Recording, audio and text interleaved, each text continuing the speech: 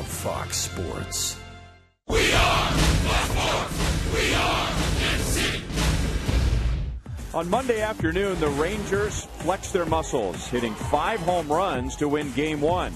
But last night, it was the Royals using the long ball, out-homering Texas and taking Game 2.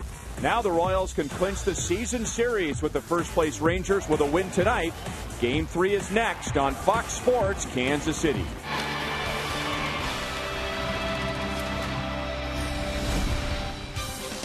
Royals baseball comes to you from Kauffman Stadium on a warm night. The ball might be flying again, and we've already seen 8 home runs in the first 2 games. Hi, everyone. I'm Ryan Lefevre. Welcome back to the ballpark. We've seen a lot of power. We've seen some good starting pitching. The Royals lost to Yu Darvish in Game 1. They beat 15-game winner Matt Harrison last night, and tonight they face Ryan Dempster. And Rex, when Dempster got to the American League, he struggled initially, but now 1.35 ERA in his last 3. And they've been supplying him with 7 runs of support. So if you take those numbers and add them up, maybe it doesn't sound too good for the hitters of the Royals, but baseball players aren't good at math. They could care less. They've got their offense clicking. Billy Butler is leading those guys in that 4-hole, and now Salvador Perez has been really comfortable in that 5th spot behind him, supplying him some support. But Giavotella going over center field? Wow. Some of those unanswered runs by certain guys in the team are going to be what they need to do to beat Dempster tonight. And Dempster's had some problems with the long ball since joining the Rangers, with 6 home runs allowed in less than 40 innings.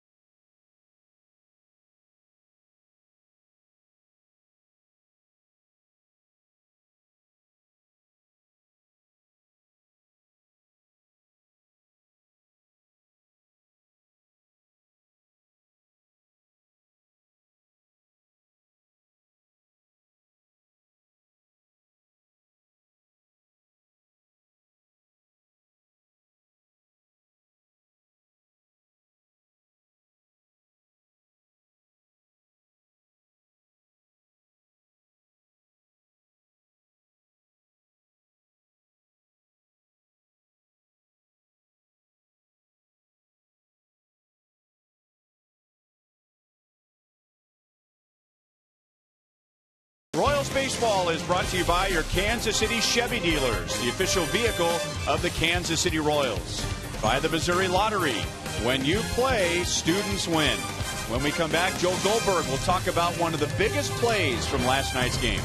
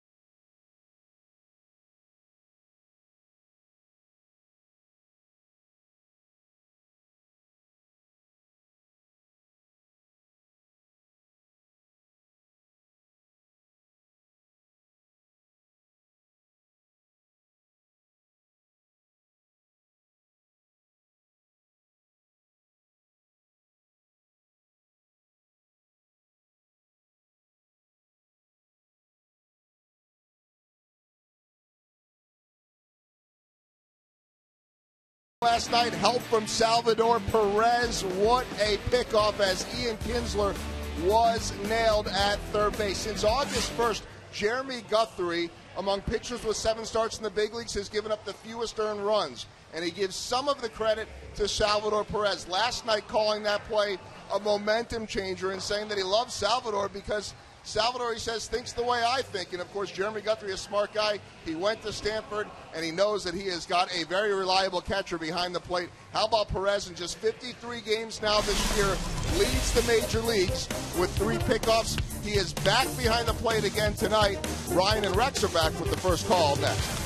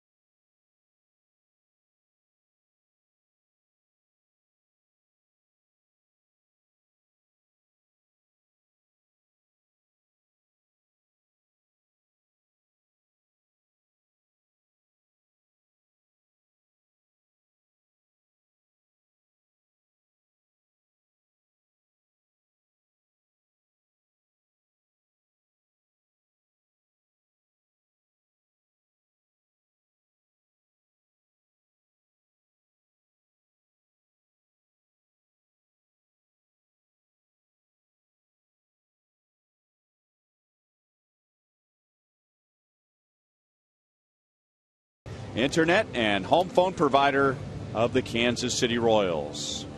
And after coming up with 8 runs, 5 home runs in game 1, the Rangers were held to 3 runs last night and just 1 home run. Ian Kinsler will be the designated hitter tonight, so Michael Young will play at second base. And with a lefty on the mound, Mike Olt will be at first base. And that lefty is Everett Tiefert. Okay, and his key report tonight is to everything to gain and nothing to lose. And what I mean is that it's the Texas Rangers. If he gets beat around a little bit, people will give him a pass. But if he shuts them down, makes him look great. Trust his stuff. Go out and pitch to contact. Use your defense and go 6. That would be impressive. He is facing the Rangers for the first time this year, and he's seen very little of them. They've seen very little of him. Last year, Tiefert pitched an inning and 2/3 scoreless in 1 game, and that's all. So Kinsler faces him for the first time. And Tiefert is down and away with ball 1. See, that's where he wants to miss if he misses. Stay down away from the power bats. Cutter as a fastball, a little bit of a curve, change up, slider. Good spot there. If he can execute, stay on the corners, he's got a chance to stay in the game through 6 if he can stay out of the middle and away from their power bats. That is pulled foul. 1 ball, 2 strikes. Tiefert was a lifesaver for the Royals on Saturday in game 2 of the doubleheader. Luke Hochevar had to come out in the 2nd inning, and Tiefert replaced him. And when he handed the ball off to the next pitcher, it was the 8th inning. Kinsler gets it past a diving Mike Moustakas, and he's on base for the 3rd time in the series. All right, the forward around the horn defense for Tiefert and the Royals. See David Lowe out there in center field? He's making his first major league start out there, and he's excited about it. He played a little bit of left, a little bit of right in the minors, but nothing like being a big league center fielder. We'll see what he can do. He's got good speed. And it's refreshing to see the big smile on his face. You know, some guys come up from the minor leagues and they arrive with this tough exterior. You know, I have to pretend like I belong here and this is all no big deal. But he is having the time of his life, and it's all over him. It's good to see. It's important to carry yourself, but have some fun, though. You still want to look like you belong, but the best way to do it is to make a play. Pick up your pitcher, maybe get a hit. Teammates will accept you. He's already done that. He's done a nice job so far.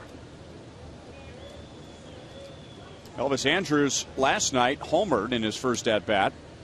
Second batter that Jeremy Guthrie faced. That was the only home run of the game for the Rangers. They got a run in the first, a run in the second, and didn't score again until the ninth.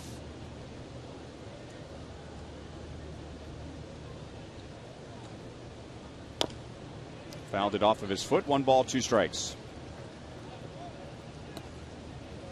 Okay, Andrus, you can put him in the lane. And what I mean by that is a lane ball is a double play ball. He's grounded into 12 this year. Teaford loved to see that here off of his bat. Got him down in the count. Execute a pitch that you want to execute. Don't have to give him anything too good. Sometimes hitters will try to do too much and they'll roll it over. Still 1-2.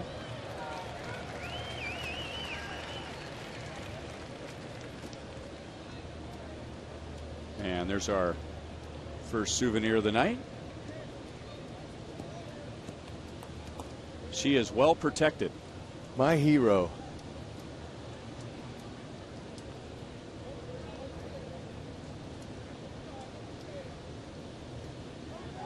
Quick throw to first, and Kinsler almost picked off. For Teaford, this is his 5th start of the year, and he does a good job of holding the runners. His last start was almost 2 months ago. You have to go back to July the 8th at Detroit. But he's had 4 relief outings, including his last, where he's gone 4 or more innings. And there's his first strikeout as he gets Elvis Andrus. Teaford's last 8 appearances before tonight have been out of the bullpen. Okay, that slider out of the zone fooled him. Good place to miss against a high-powered offense.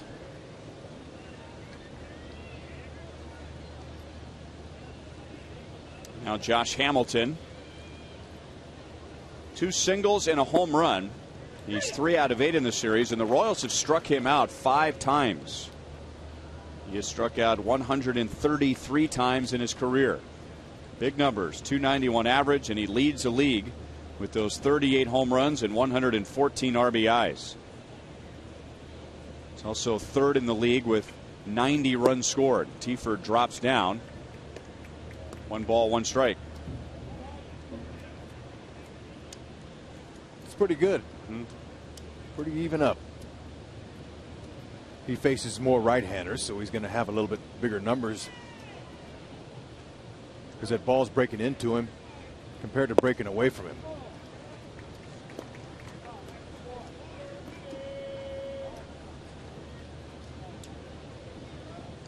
And Teaford has a bit of what they refer to as a reverse split. If you split up his work against lefties and righties, he's actually better against the righties. With a pitch like that cut fastball that'll ride into a right-hand batter, and when he's on, he's wearing out the righties and getting a lot of ground balls to third base and short. Lefty's hitting .288 against Teaford, who throws all the pitches that HUD was describing. Doesn't really have that intimidating breaking ball against a lefty. Comes right at him with a fastball at 93. Now he throws a little bit harder than your typical left-hander, getting it up to 93 with that last pitch. Well, he leverages his long arms and legs. He's not a real tall guy, but he's thin. That's a good pitcher's body as well. They can leverage it, and he throws right over the top. Downhill, nice little angle coming down.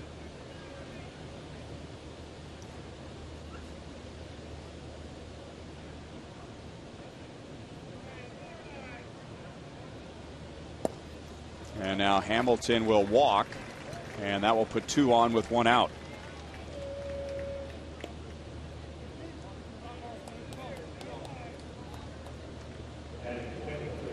About the same tonight as it was last night. Low 90s. We started on time at 7:10. And the time and temp is brought to you by the parking spot at KCI. As far as the wind, there isn't any. It's a rare evening where the flags are laying straight down.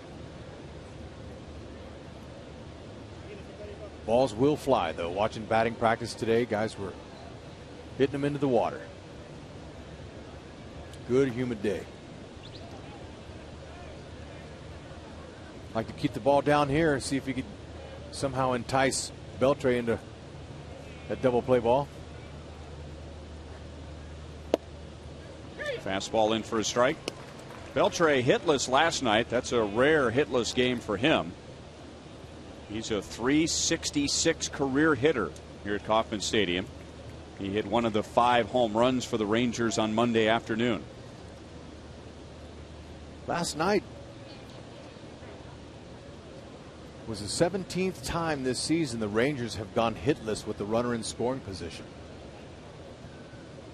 And that was, they only had one guy in scoring position. It was the last batter of the game, third base.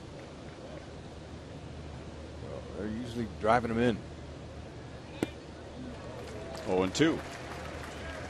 282 overall as a team with a runner in scoring position. Beltre himself, 262 hitter.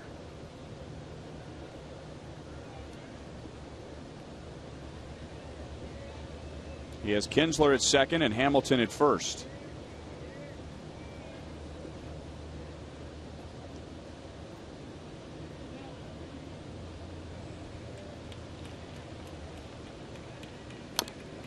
Tiefer trying to get it in on him. It's still 0-2. Rangers pretty good against lefties. 24-16 is their record. It's a good mark.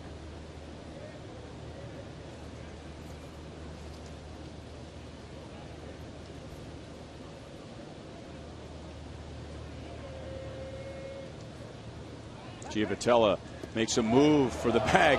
Ian Kinsler's got to be thinking, what have I done to the Royals? They're just trying to pick him off at every base, and there was that huge play last night when Perez picked him off at third in the 3rd inning. Good quick tag by Gio. He's barely got his hand back in there. The pitch got away from Tiefer, 1-2. And Perez wants to go out and have a word with him. The Rangers, and this is the 3rd series between the Royals and Texas, they've hit 9 home runs.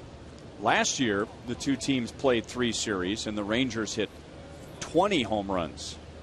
Wow. So the Royals reducing that number significantly, and one of a few reasons why the Royals have a winning record against Texas this year. They're 4-3. Beltre going the other way and up the right field line, and that is a foul ball by less than a foot. Beltre was talking to that ball the whole way down the line to stay fair. That young lady there said, let it go foul and bounce it to me. And it did, just by about a foot. Just like you said. That would have hurt Tiefer.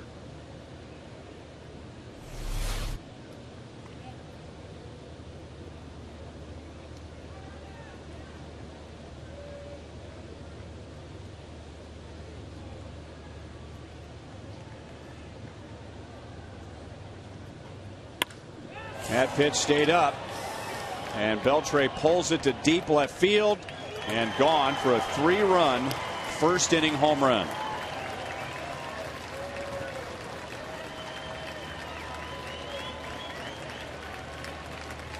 Yep, on contact. I could tell that ball had enough. You leave something up to these guys, they're power hitters, especially in the middle, and they know what to do to that. It's a hanging slider. Tiefer doesn't have the luxury of blowing it by guys, so he's really got to rely on his command and location, and if it's not on, that's what happens.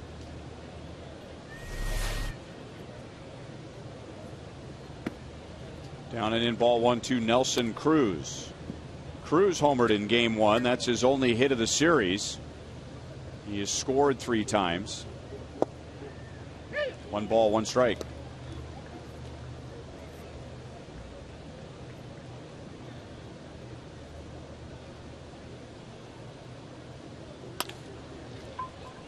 And that's what he's looking for against right-hand hitters. Cruz rolls it to the left side, 2 down. 1 batter too late.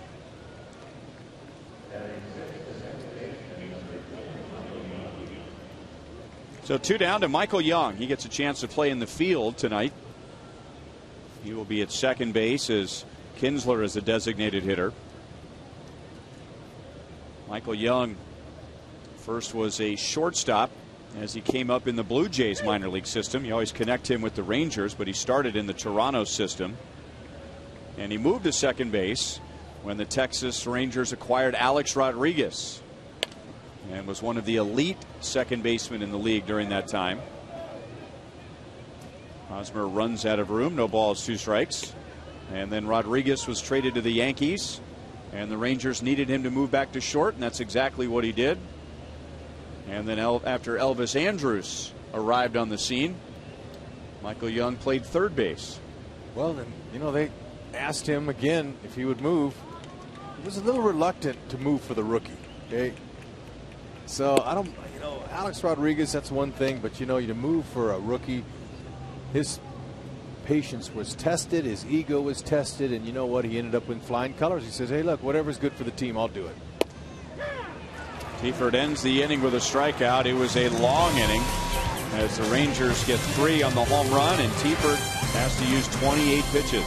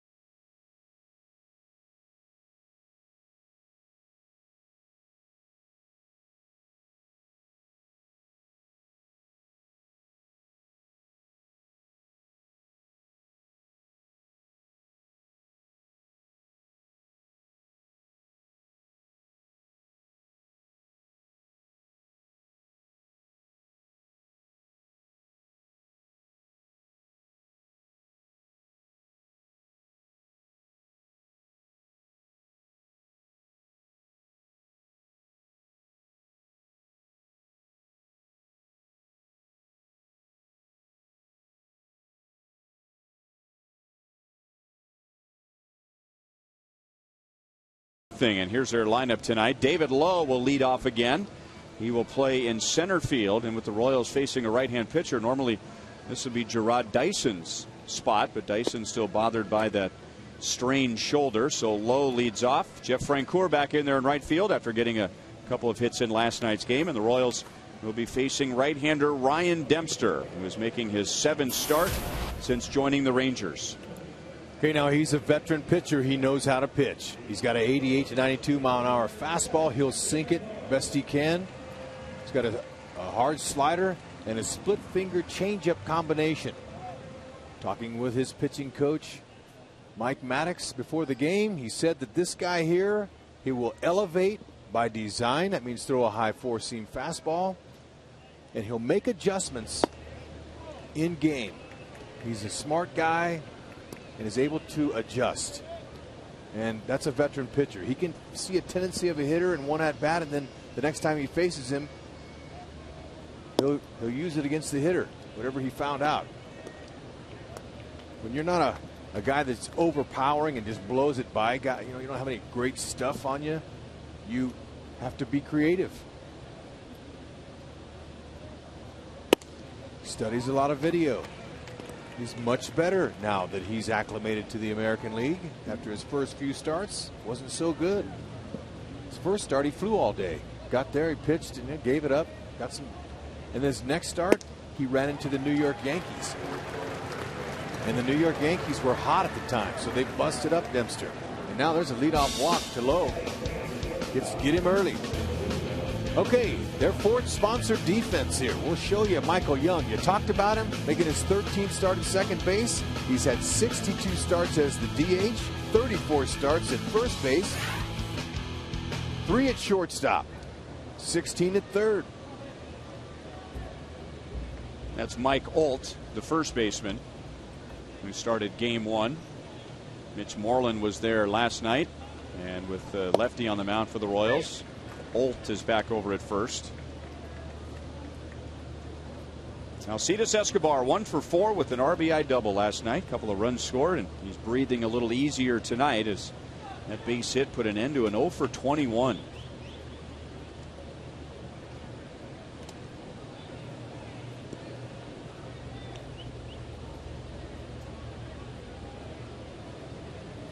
David Lowe has 1 stolen base since joining the Royals. Dempster will hold the ball. That's his defense against the runner. He'll hold it. He'll vary his times. He'll come home quick. Sometimes he holds and goes slow. Andrews will flip to second, and that's all the Rangers will get as they force out Lowe.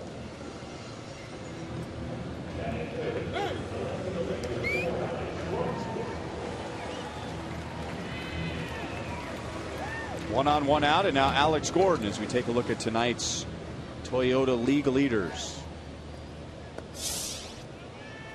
In his last 12 games, Alex is hitting almost 400. He has driven in 13 runs in his last 12, so this time around he has not been affected in a negative way with moving to the number 3 spot. And that was a much debated move by Ned Yost, as Alex has really thrived the last couple of years leading leadoff or hitting leadoff, but with all those big numbers he puts up, especially with doubles, and he has 45 already, you'd like to see that in the middle of the order. And the transition has been smooth.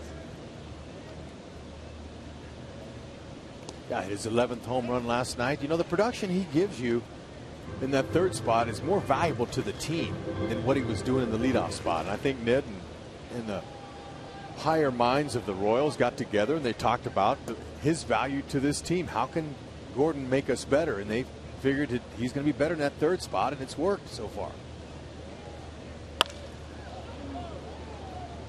0-2. Escobar looks like he wants to run. He's over there bluffing back and forth trying to get a jump.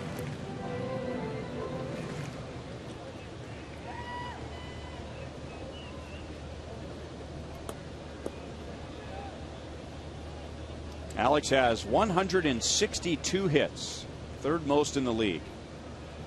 He also has 52 multi-hit games, 3rd most in the league.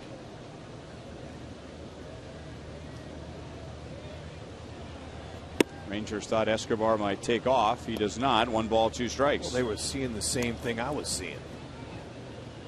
And for the bench coach, Jackie Moore, under Ron Washington, he usually gives the signals to Soto, the catcher. When it comes to the running game, management controls that.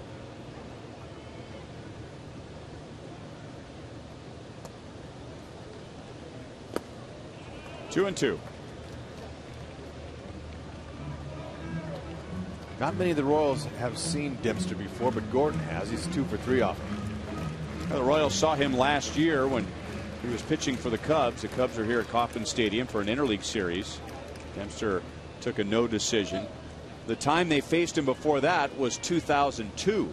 So there were 9 years in between his appearances against the Royals. And back in 2002, that was with the Marlins. Very high in the air to left field.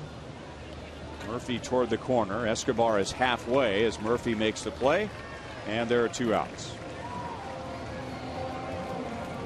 Dempster was drafted by the Rangers, and he signed with the Rangers back in 1995, but the very next year he was traded to Florida. Got to the big leagues in '98 with the Marlins. Also played one season with the Reds and then several years with the Cubs. So this is his first time in the American League. His best season as a starter, he went 17-6 in 2008. He was also a closer, and he had a 33 save season with the Cubs. Not many guys in the game today, Hud, that have 3 seasons of 15 or more wins and 3 seasons of 20 or more saves. Not many. There's been a handful, but not many to have that ability to be versatile like that. And you know, he used to throw a lot harder earlier in his day, but now he's learned how to pitch. And Mike Maddox was describing him as a baseball rat. And I said, baseball rat, interesting. That means that he does a lot of the little things. He says, yeah, he power shags during batting practice. He runs out there and pretends he's an outfielder. He loves baseball. Billy into deep right center field. That's a long run for Hamilton. And it hit the top of the wall and stays in. So Billy just missed a home run. But he drives in Escobar with his 22nd double of the year. Wow, and I'll tell you what, another 6 inches and that ball's out of here. He hit it well too. Opposite field. That's a long way to go to the opposite field for Billy, but just couldn't quite get it elevated enough.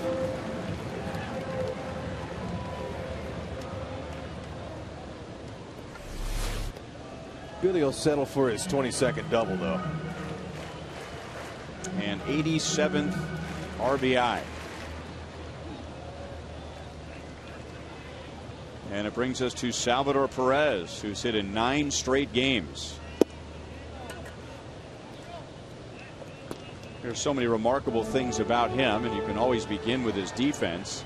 But at the plate, he's hitting .308. He has been an excellent opposite field hitter. And in 201 at-bats, he has struck out 15 times. Wow, that's not very much. Keep in mind, he hasn't even played a 1 full season yet.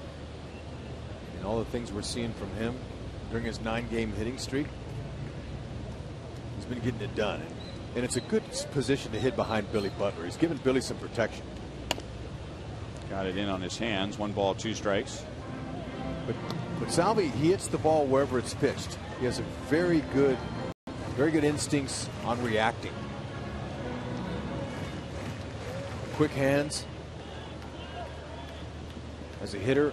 And what impressed me early in spring training was how he could go to the opposite field with power. He drives the ball that way. And Dempster gets him this time. Royals get another 2-out run. Billy Butler just misses a home run with doubles and puts the Royals on the board.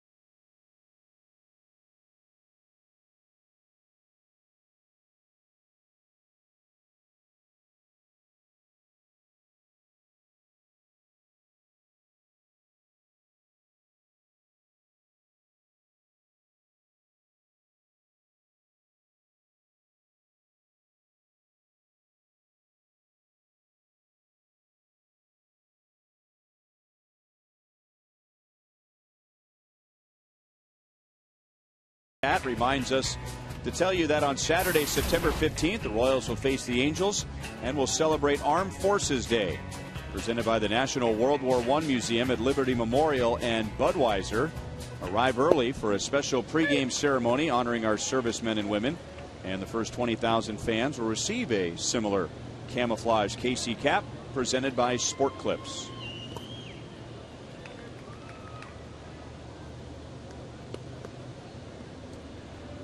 One and one on David Murphy, followed by Giovanni Soto and Mike Olt. Murphy was hitless last night. He has been the best hitter measured by batting average in the American League since the All-Star break. He had hit in 5 straight. That was snapped last night, and not just a 5-game hitting streak, but a 5-game multi-hit hitting streak. Yeah, you know you're in a good lineup when you got Murphy hitting 7th. David Lowe makes the play in center field, 1 down in the 2nd inning. Murphy hit a lot higher in the order with other teams. Teaford had to use 28 pitches in the first. Adrian Beltre got him with a 3-run home run. And in the first inning, we were talking about his outing on Saturday when he came on in relief. He went 5 1/3 for the Royals, didn't give up any runs. And one of the keys for him to pitch that deep was how efficient he was. He threw just 56 pitches in 5 1/3 innings. That's remarkable. Getting some early count outs. Going strikes. No replacement. Quality strikes are strikes that are on the corners and down. So important in this game up here where the greatest hitters are. Anything elevated, hitters' eyes light up.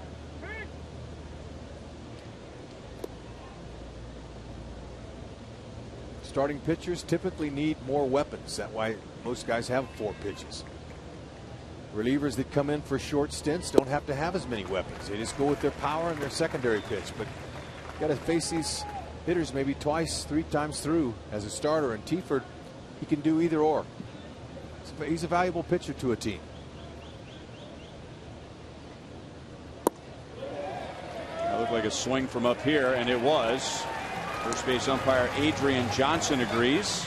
Teaford has struck out 3. Valuable guy like Teaford, he can make probably maybe 2 or 3 spot starts during the year. Being a long man down there, you're not going to get a lot of action, especially this last month when the starters were going 6, 7 innings. There was no room for him to pitch. Ball 1 to Mike Olt. And the question comes up as Teaford has bounced back and forth between the rotation and the bullpen. You know, which one is he? Is he a starter? Does he project to be a starter, or does he project to be a reliever? And every team has a guy. Every good team has at least one guy like Everett Teaford where he's neither. He's both. You need a long guy in the bullpen who can make those 3 spot starts or so as you described. Much better 2nd inning as he gets the Rangers in order. At the bottom of the 2nd, Texas leads 3-1.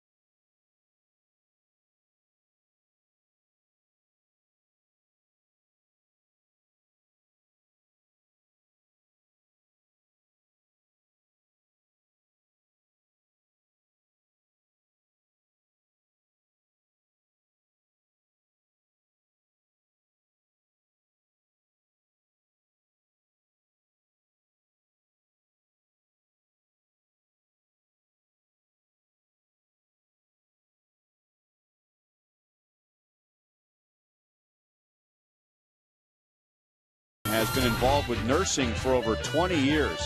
She serves on the Lee Summit Health Education Advisory Board and was also awarded the Lee Summit Reflection of Character Award.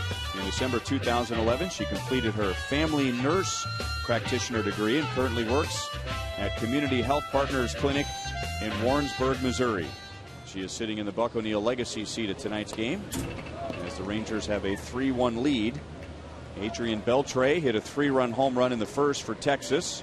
Billy Butler just missed a home run and drove in a run with a double in the bottom of the first. Mike Moustakas with an 8-game hitting streak.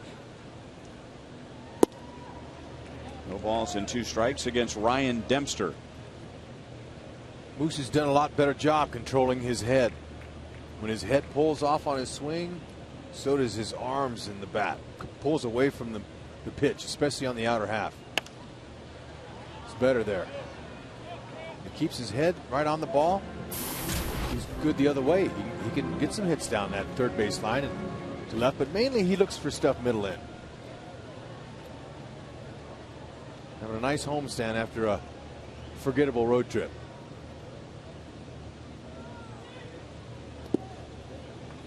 One and two.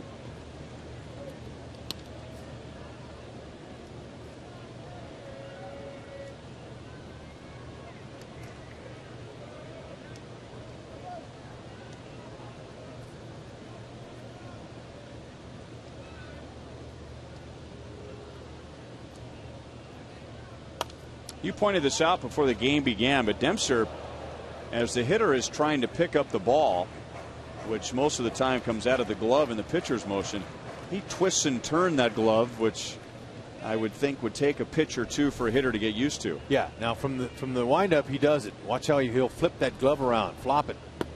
Try to deceive the hitter a little bit because the hitters are looking at the glove and they're looking for the release point. So when he takes the ball to the glove, they want to pick it up. So when he flashes his glove like that, it kind of distracts the hitter a little.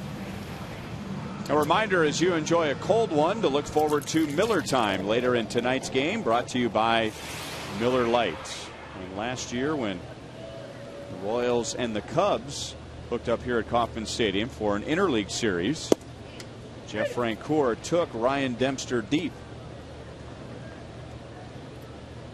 Francoeur is 6 out of 15 altogether against Dempster for a .400 batting average.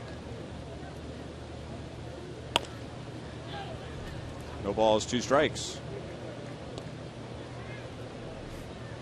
Okay, let's check him out in the Cub uniform. Frenchie. He got him a little piece of cheese he liked up in the strike zone. Drove it out.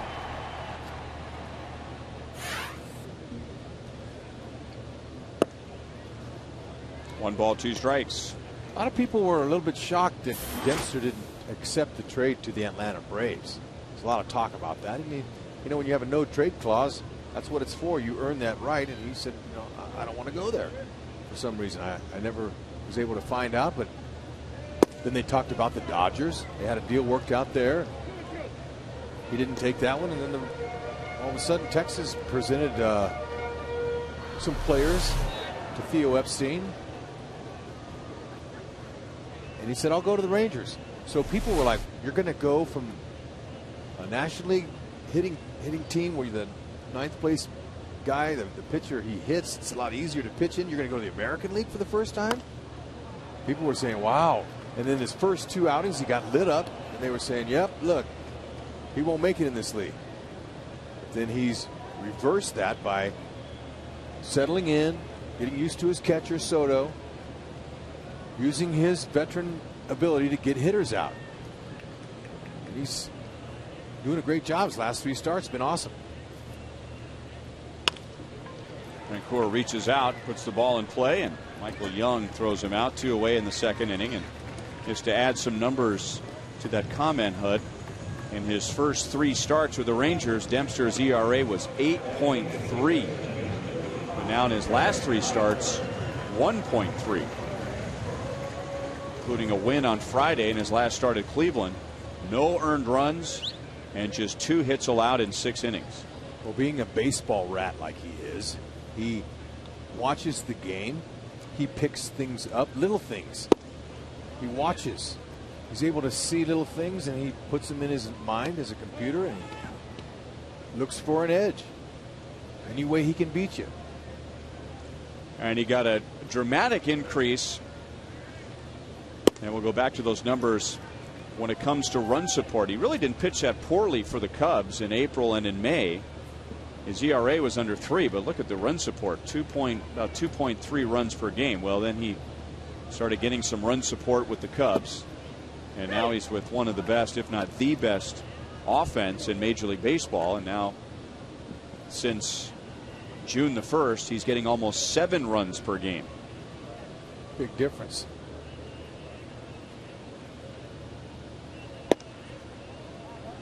Three and one on Eric Hosmer.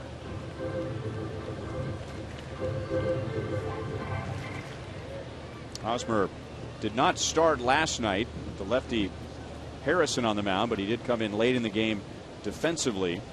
Eric was 0 for 3 in game 1. And that's below the knees for a 2-out walk.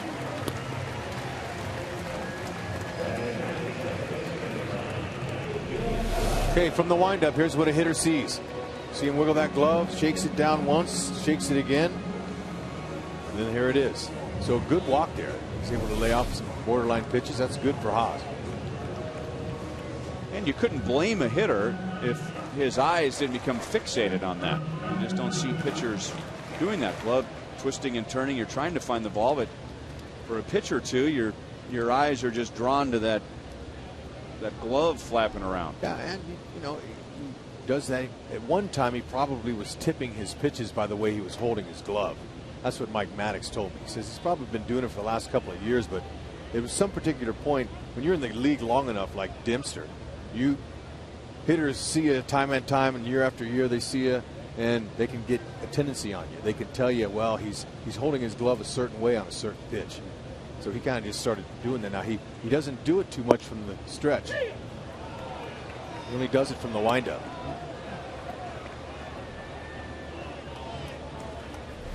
Borderline call goes Dempster's way. Field and Colbrith is the home plate umpire. Johnny Giavotella hitting one of the 2 Royals home runs last night. He hit it to straightaway center field. 1 ball, 1 strike. On a 1-2 pitch. So for him to do that on a 3-2 pitch where he's looking for the fastball, that's one thing. But when you're down in the count like that, hit a ball that far, that's a bomb for Gio, straightaway center. He's strong. You know, the comparison has been made to Dustin Pedroia because maybe of height, and they play the same position. And nowadays, the style is to wear the uniform a little bit more baggy than you did when it was like spandex. But many guys, you can't see their build because of the way they wear the jerseys. But Giavotella, he's made of bricks. He may not be very tall. Very strong.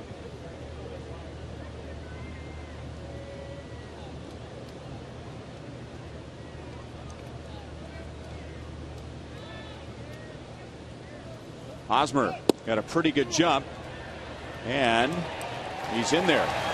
Young was able to handle a difficult throw. It looked like he might have gotten the tag on Hosmer, but Eric is in there with his 13th stolen base. Yeah, he had a pretty good takeaway. Now the throw ends up into the runner. Michael Young thought he was able to get to it and tag him before he got to the base. But it was a correct call. His hand, watch his hand hit the base, and then the tag right there. So in scoring position for Gio. And he's down on strikes as Dempster strikes out his 3rd. 2 innings in the books. Texas leads 3-1.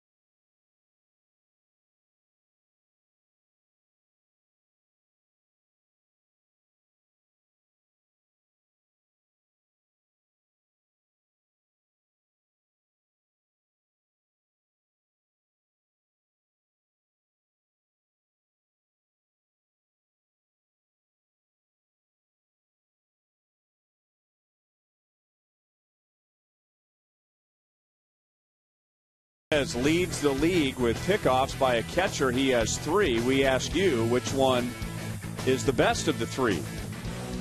Tampa Bay, this one in Detroit, and then here last night. Text 432-432, enter keyword Royals, a space, A for Tampa Bay, B for Detroit, C for last night, and Rex Hudler is going to tell everybody why it was last night. Well, the other 2 pickoffs were quick, but he's right over the top throwing, and that stays straight. Last night's pickoff to third base, he threw sidearm. And you rarely see a catcher throw sidearm because the ball, it drifts away. But he threw a straight dart sidearm to Moustakas last night, and that's why I think it was the best one, because it was the degree of difficulty and the arm angle that he used.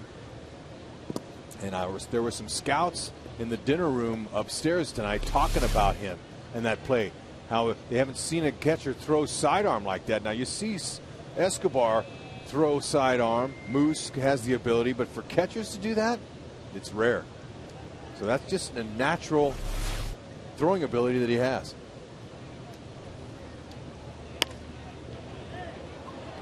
That is right on the line. Ian Kinsler, the Rangers leadoff man, has done that twice tonight, and both times reaching with a base hit, a single in the first, and now a double to begin the third. Okay, that was in on his hands, but he's able to get the bat head out in front before it jammed him and landed right on the chalk. Kinsler's living right.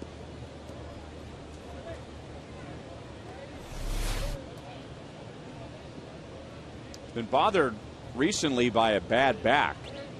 He was scratched from the game on Sunday at Cleveland and hasn't had typical Ian Kinsler swings in the first 2 games of the series. And anyone who's suffered from a bad back knows that one of the worst things you can do is just stand around, and that's what a second baseman does all night. So Ron Washington wanting to keep that bat in there, but letting him rest his back by using him as the designated hitter. And the Royals are ready for a bunt here with Andrus at the plate. See if Ron Washington asks him to drop down a sacrifice bunt. He did last night, and Andrus leads the league with 13 sacrifice bunts.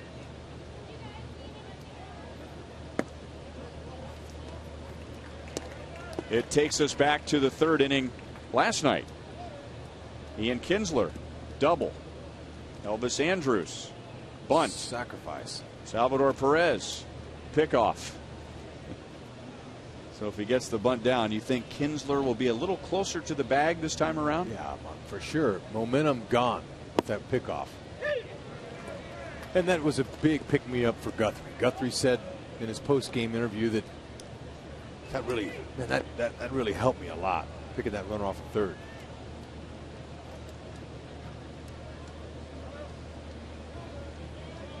And now Kinsler got a huge jump, but Tiford was able to spin off the mound without a balk, and Kinsler is caught stealing.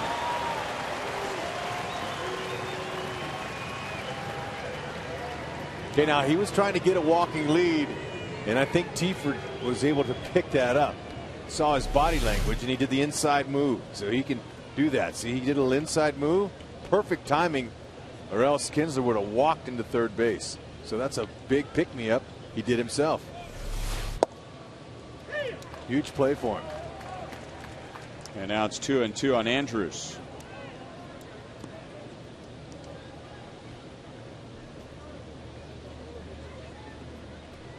Tiford struck out Andrus in the first inning, and Tiford so far has struck out 3.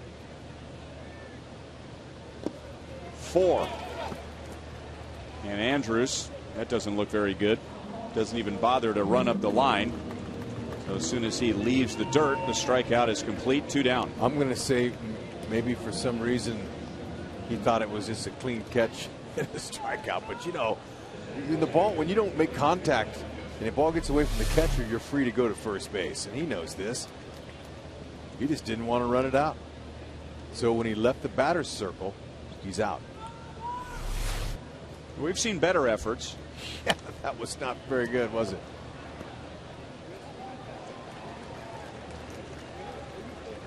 Hamilton walked, and he scored along with Kinsler on Beltre's 3-run home run in the first. Because you can't assume that Soto is going to go back there and pick up that ball and throw a strike. Or Perez. excuse me, that Perez is going to go back there and throw a strike to Hosmer.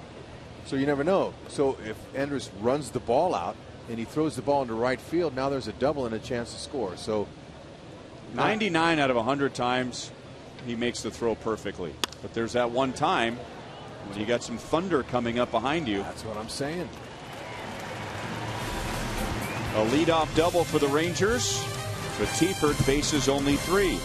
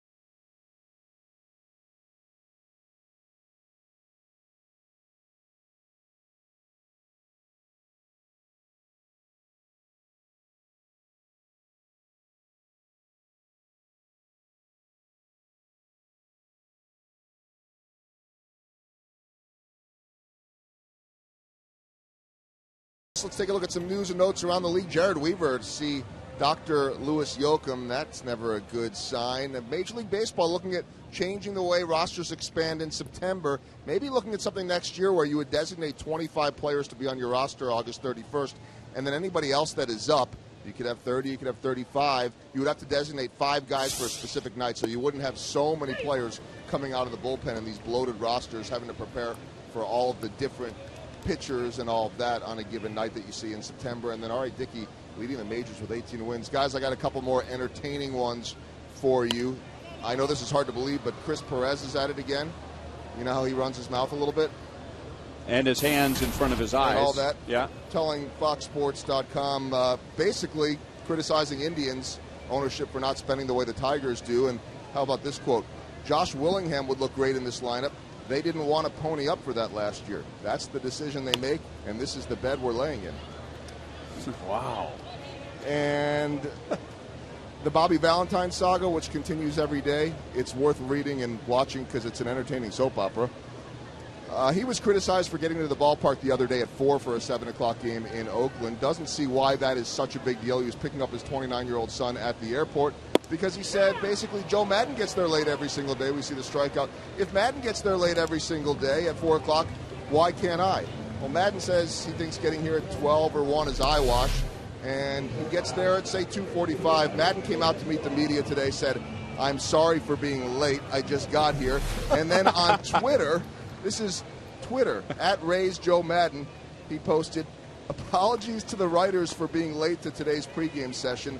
My pedicure appointment ran a little late." That's beautiful. He's one of the best, isn't he, Joe Madden? Get that combination of guys, Madden and Valentine, who have been kind of going back and forth at it a little bit this year. And I'm telling you what, if you like a soap opera, the Valentine stuff in Boston is as good as it gets because it is a mess. And guys, we saw it when we were there. That, I believe, is the most difficult media market to play in baseball. Add in Valentine, and it is volatile. 1-1 on Alcides Escobar. I remember when we were in Tampa Bay during the last road trip, I guess Joe Madden, a couple few times a year when he feels like maybe his team is suffering from the strain of the long season. He has what's called an American Legion week, and they get an American Legion flag and they hang it in the clubhouse. And the theme is that, you know, when kids played American Legion baseball, you showed up about 30 minutes before the game, maybe an hour. You play catch, you take a few swings, and you just go play. And he closes the clubhouse where nobody can get in there until 3 or 4 o'clock for a 7 o'clock game. So don't try and be the guy that's going to come in early. And when the Royals were there, it was one of those American Legion weeks, and they played very well. And Escobar's down on strikes. They went to the local American Legion, and everything was free on Madden. What was it? It was pickled beer and pickled eggs. Was free? Madden. Yeah, he splurged.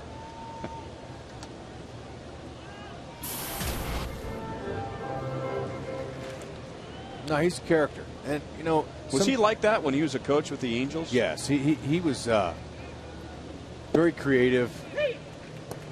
He would always have a quote of the day on the bottom of the lineup card. Being the bench coach, you make up the lineup card. So he'd have a quote of the day from one of his favorite authors, and we would laugh at it during the day and during stretching, and we'd give him a hard time, you know, and he'd laugh. But he was creative. He had fun. He had enthusiasm. He brings a lot to the team. And then when he got his managerial job, he says, okay, it's my job now. I can run it the way I want it. And that's what you're seeing. Success. By being loose. Being so tight. Being so strict. Well, he's happy in Tampa Bay, and he just keeps signing extensions. But could you imagine if his contract expired? He might be as sought after as a free agent player. He would be great in Boston. He would be perfect for that market. He's smart, sharp. Fans would have a field day with him, and he would have a field day with the people. 1-2 on Alex. He flied out to left in the first inning. Dempster trying to strike out the side. He already has 5 tonight, and he struck out 3 in a row going back to last inning. And he does strike out the side with a disappearing and fading changeup. 6 strikeouts for Dempster. He has a 3-1 lead.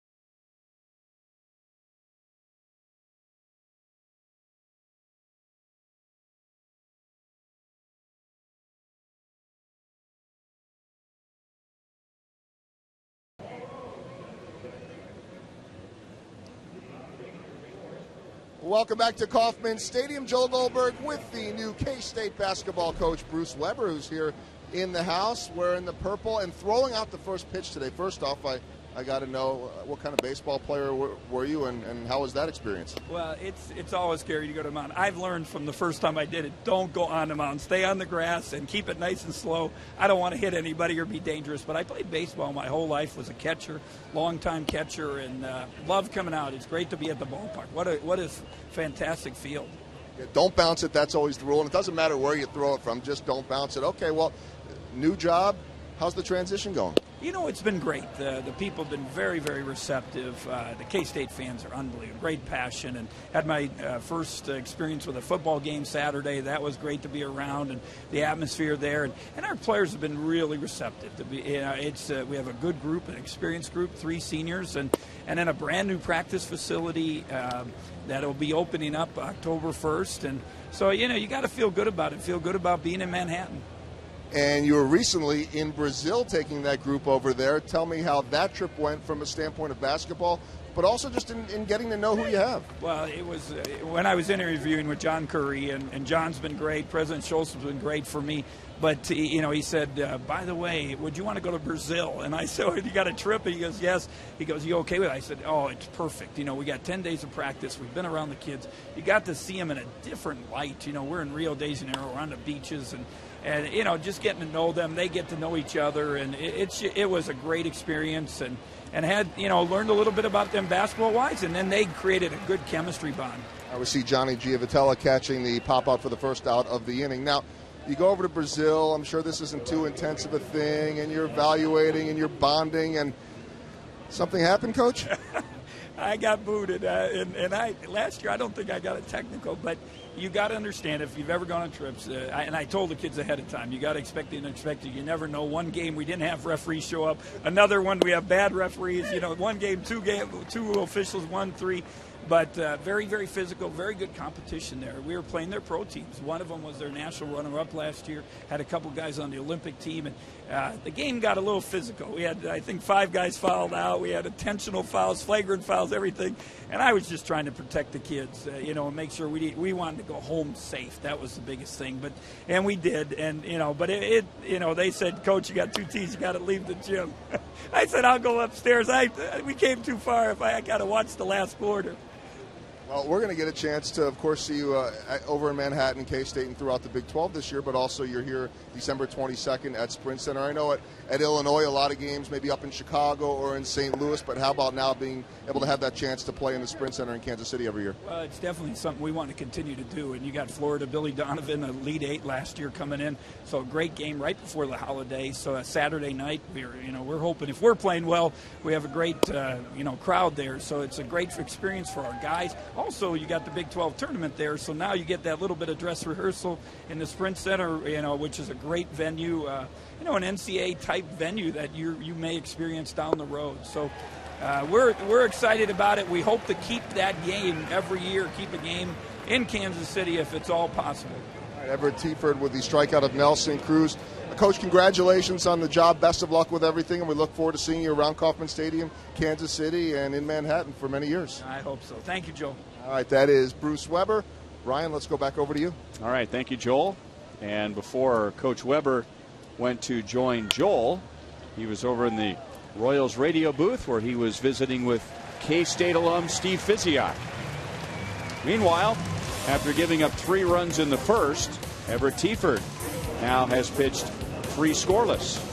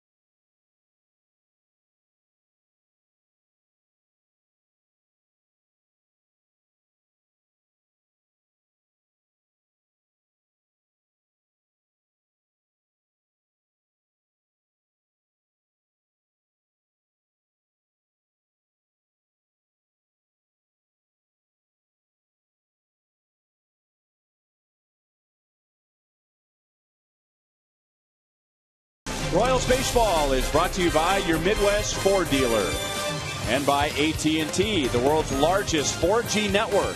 AT&T, rethink possible.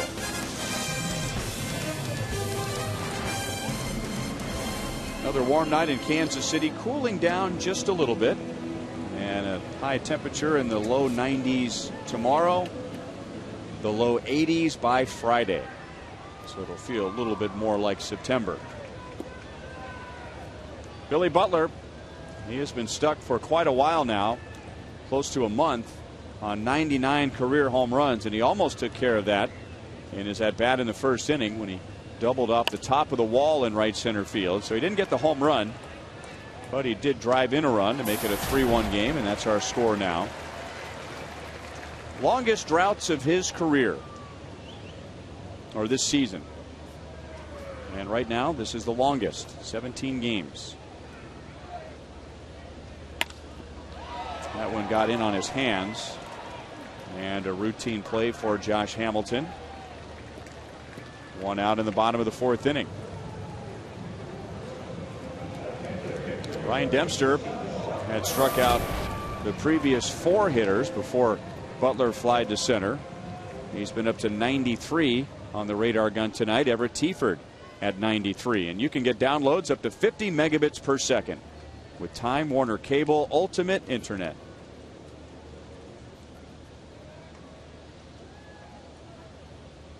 Rangers pitchers last night combined for 7 strikeouts, and that was the 20th straight game with 6 or more strikeouts. It's just 3 shy of matching their club record of 23 straight 6+ strikeouts. So they're on a roll. Their pitching staff's got some power arms, and they're striking some guys out. And now Dempster makes a nice play on the one hopper from Perez. 2 outs. Final game of the series, final game of the homestand is tomorrow. And if you come out, you can experience the new NightLifeKC.com lounge located on the Budweiser patio. Tickets are just $30. That gets you in the door. 2 beverage vouchers, a private DJ, plush seating, and much more.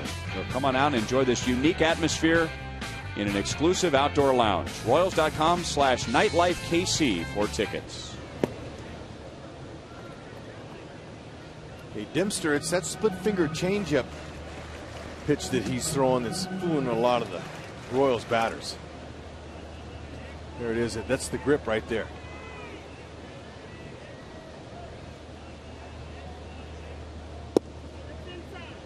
And just because he grips it that way going into his glove doesn't mean he's going to throw it. But if he does want to throw that pitch, he doesn't have to wiggle his glove to dig for it.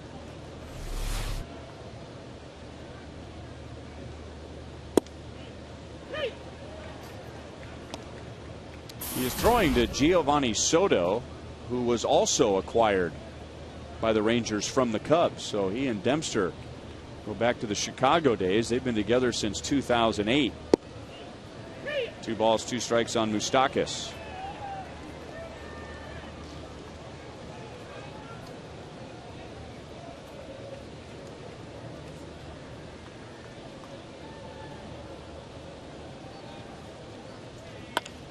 And that's hit hard to right field. Cruz comes up and makes the play. 7 in a row knocked down by Ryan Dempster, and 4 strikeouts along the way.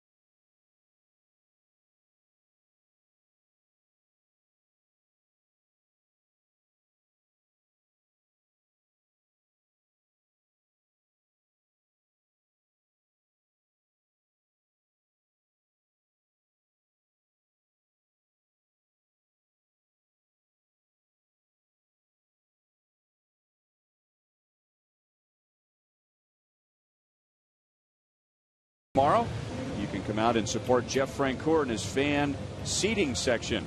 $21 gets you a seat in the Frenchie Quarter, a limited edition t-shirt and Mardi Gras beads. And you can get your tickets right now at Royals.com/Frenchie. Trevor Tieford has settled down after giving up the 3-run home run in the first inning. He has retired 10 of the last 11 Rangers, working around a leadoff double in the third. No balls and 2 strikes against David Murphy. One big mistake hurt him in the first. 3-run homer off Beltre's bat. That's been it. He's done a nice job.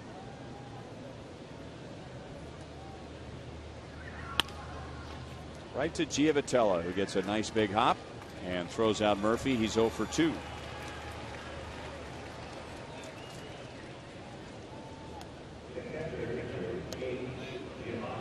Vin Mazzaro has been warming up since the beginning of the inning. And we knew a couple of days ago when Ned Yost said that Tieford would get the start that he would piggyback Tieford and Mazzaro. And after a rough first inning where he had to throw 28 pitches, now Tieford trying to give the Royals at least 5. He struck out Soto in the second inning. Tieford with 1 walk and 5 strikeouts. It's been a big strikeout game. Dempster for the Rangers has struck out 6.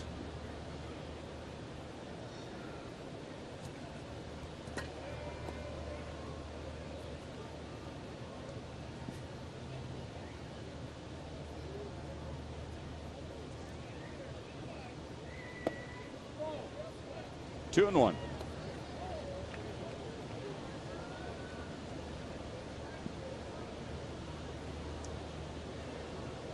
Giovanni Soto in 2008 was the National League Rookie of the Year for the Chicago Cubs. And it's been a roller coaster since. He had 285 that year, 23 home runs, but then 218, then up to 280, back down to 228. And he was hitting 199 for the Cubs this year when he was traded to the Rangers, and the Rangers needed some depth behind the plate with the injury to Mike Napoli. And now with a man on and 1 out in the 5th inning, and Mike Olt, who has some power coming up. And Yost looks like he's going to go to the bullpen, and he will bring in Vin Mazzaro. So Tieford goes 4 1/3 innings. And Mazzaro is our first Chevy call to the bullpen.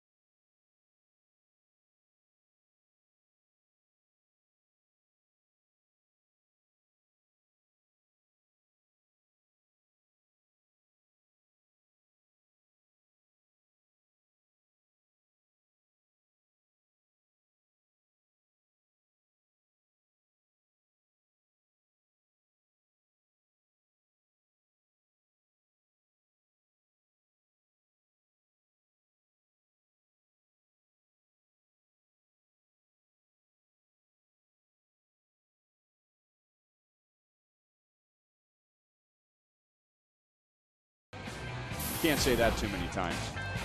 You can get a head start on your weekend by coming out to Singles Night, presented by Fox Sports Kansas City. That's Thursday, September 20th against the White Sox. A $15 ticket includes $10 in loaded value and access to a pregame party with DJ Ashton Martin at the Captain Morgan Bar starting at 5:30. Royals.com/singles nights for tickets. Yeehaw.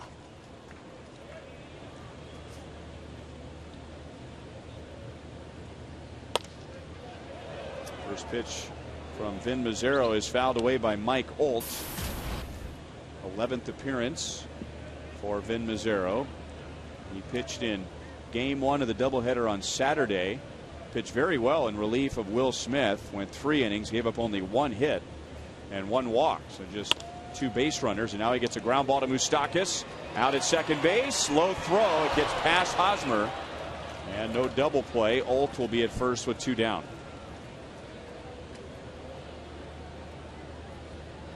Okay, good quick turn by Gio. The throw was just a little bit low, and Haas couldn't dig it. But Moose starts it with the best of them. Johnny had some time. He's just short with the throw. Took a funny hop. See that? It goes there. He's going to use the base for his protection. Stays behind the bag. And that's the problem there. His foot was on the base. That when you don't have level feet like that, sometimes it's hard to get a good accurate throw. So he can step off of that base. He had plenty of time to make that. Remember turning a double play with my foot on top of the base like that. You can touch it and get off and then get your feet under you. He's learning a lot out there. I mean, he looks a lot better. He's not as stiff as he was. He's playing a good second base. Reminding the outfield that there's 2 outs. Never gets old. Always let them know. Infielders.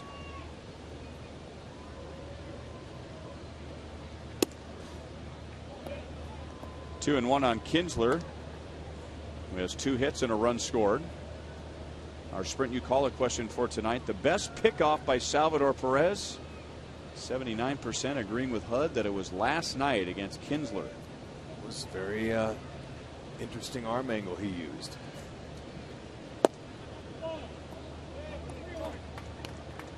All the games, after a while, they just kind of blend together. And I don't remember how important the pickoff in Tampa Bay or the pickoff in Detroit was, but last night it was a big play.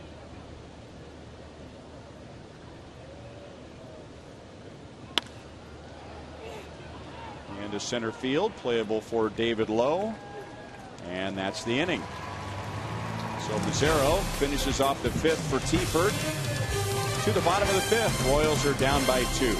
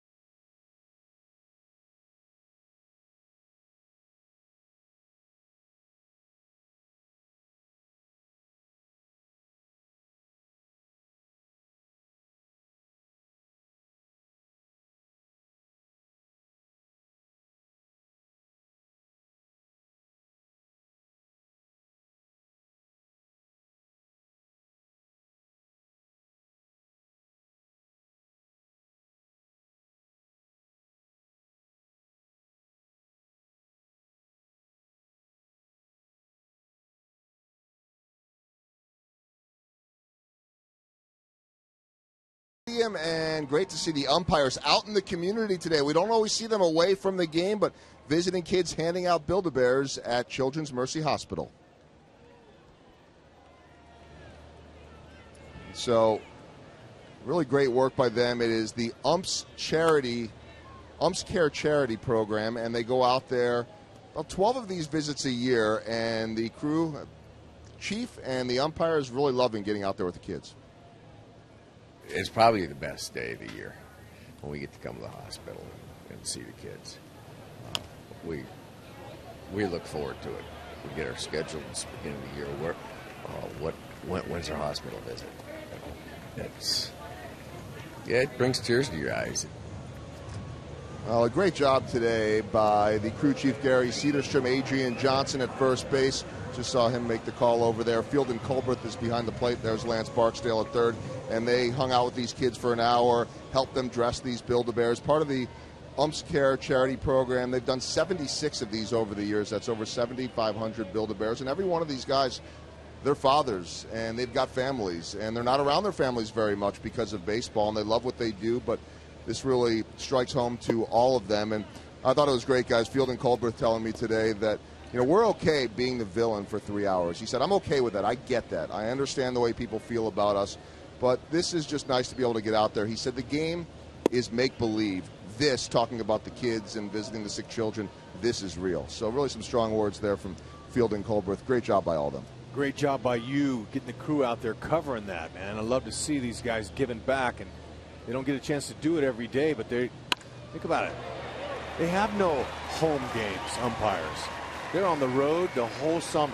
No wonder they give them a week off during the summer. The travel program, they don't fly on a chartered plane like the teams do. They got to go to the airport and sit and wait, and then they fly to the next city, and then every 3 days. Yeah, it's amazing. Good swing there by Hosmer. Got him a pitch out over that he could handle, and got the top half of the ball. Sunk it down there right in front of Cruz and right. Good swing. And nice follow through.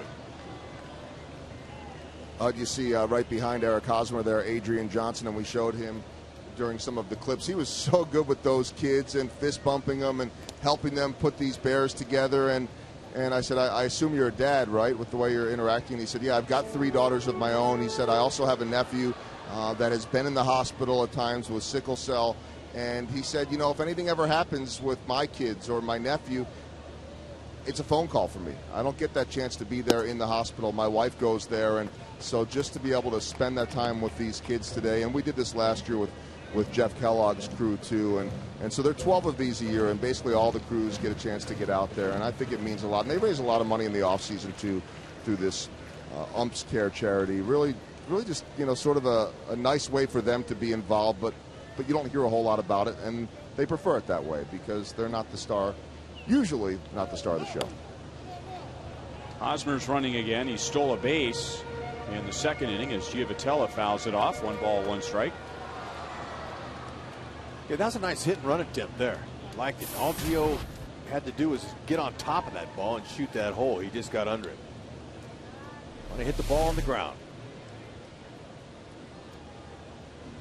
Big hole there, and that right there in the middle there on that right side is usually we'll get that runner to third base when he's running. It's good play. Hosmer looked like he was poised to get a running lead or a walking lead. He wasn't in a good athletic position like you normally see. Maybe trying to convince Dempster that he's not running. He was just kind of standing upright.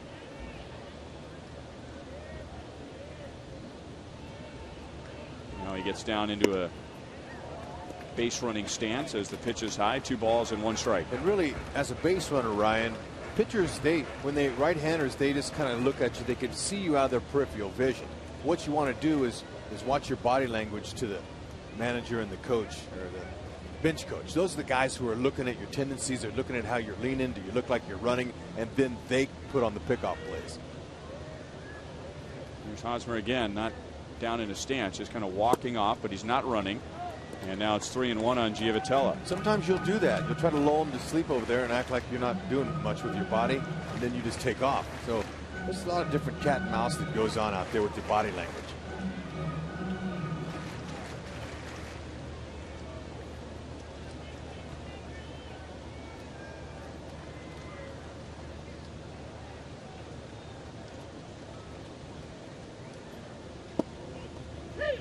3-2. And Hosmer is 13 out of 14 in stolen base attempts. Part of his game you don't talk much about. When he puts up a good stolen base number, he has in his first 2 years in the big leagues, with an excellent success rate. And think of some games last year when Hosmer tried to steal third. You know, but if Gio can just see that spot right there, that's just a huge hole. Michael Young, he's playing him up the middle to pull. Big hole there. Hosmer's running. Giovitella strikes out. Hosmer has a stolen base again. So he's 14 out of 15.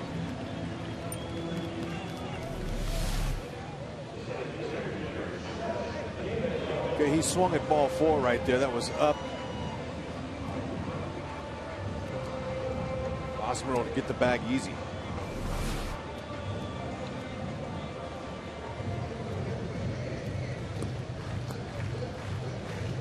See if David Lowe can get his first Major League RBI here with a base hit. He's 0 for 2 with the runner in scoring position so far in his young career.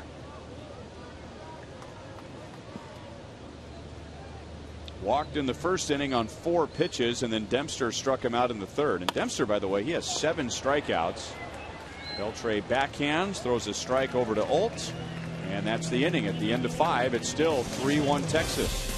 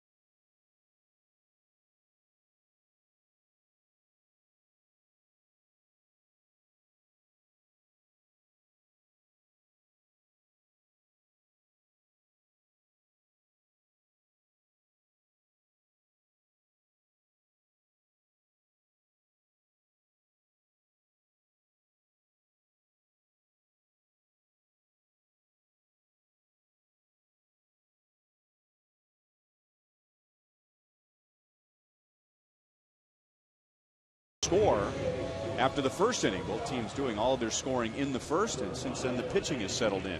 Yeah, it has settled in. Now, Dempster's not getting his 7 runs like he's been getting of support by his offense, but the Royals are going to have to find a way to get some guys on, maybe bunt them, get them over, get them in. Anyway, maybe some small ball, some way to generate some runs here. Of course, the big hit's always nice, but when good pitching's happening, it's hard to do that, so you got to scrap and claw any way they can to get this win here. First full inning for Vin Mazzaro is Everett Tieford went 4 1/3, gave up 3 in the first, and was scoreless after that. And at one point, Tieford had retired 11 out of 12. With 1 out in the 5th inning, he walked Soto, and then Mazzaro came on and got the final 2 outs.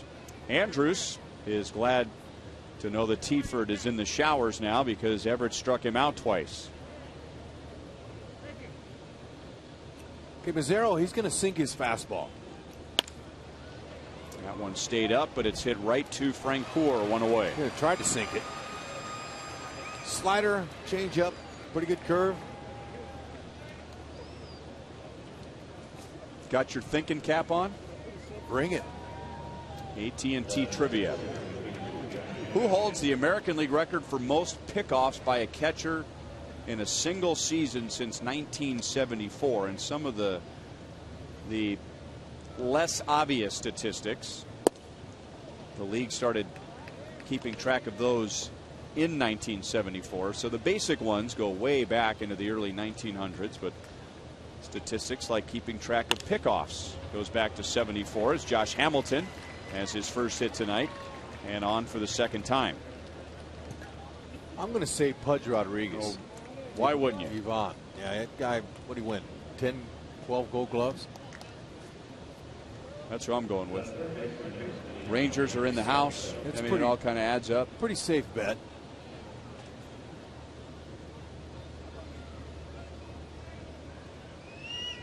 But we may be wrong. In the first inning with 2 on 1 out, Adrian Beltre hit his 29th home run. Hit it to left field. Got a breaking ball up. Driving in his 86th, 87th, and 88 runs of the year. His second home run of this series.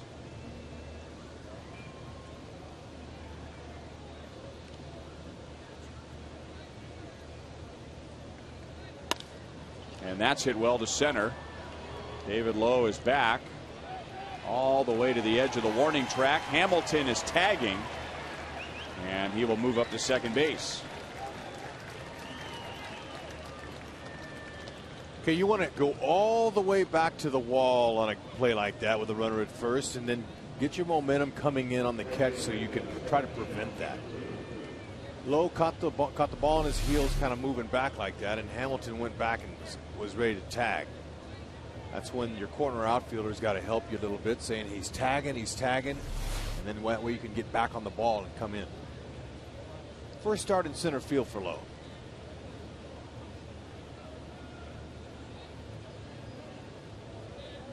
Nelson Cruz is 0 for 2. Tiford struck him out in the fourth. He is 1 out of 8 in the series. That one hit was a home run, which led to a dust-up between the Royals and the Rangers late in the game on Monday after Lewis Coleman hit him on the back. Cruz has 22 home runs, 80 driven in.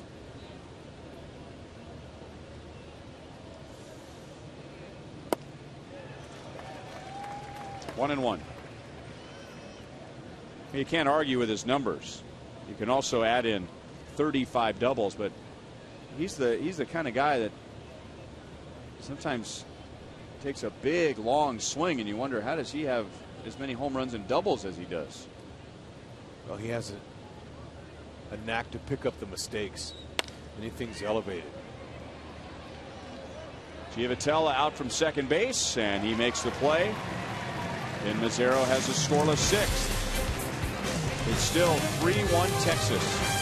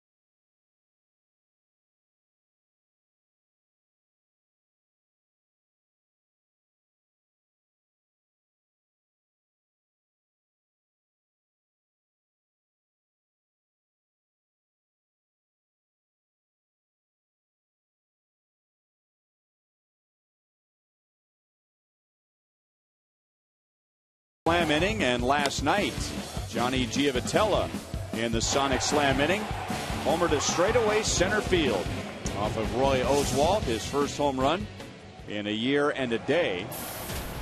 So tonight, the pot is worth just $100. Our contestant is Natalie Vieira from Junction City, Kansas.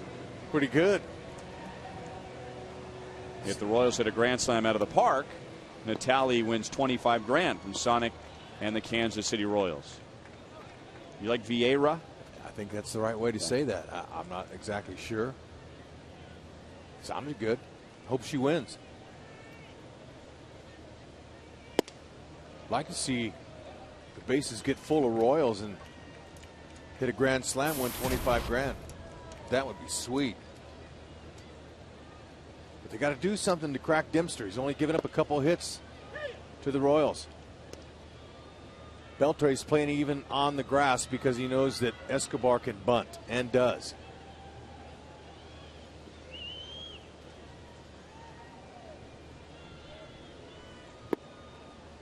Two balls, one strike. So far, the Royals have just 4 total base runners. Those 2 hits. And Dempster has walked 2. He has also struck out 7.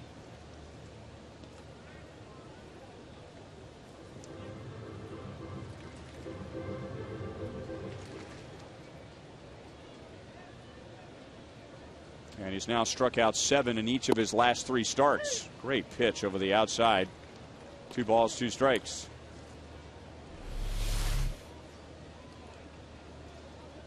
Rangers pitching coach Mike Maddox says that this is one of the reasons they wanted this guy. They know he could pitch,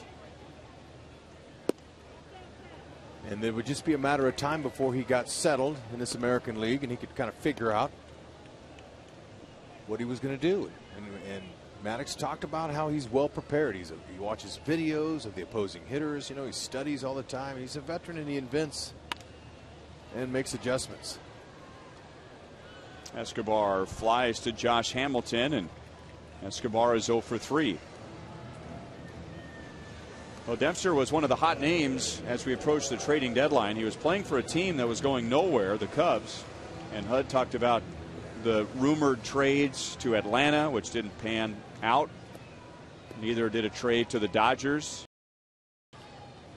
Most wins since being traded after the break.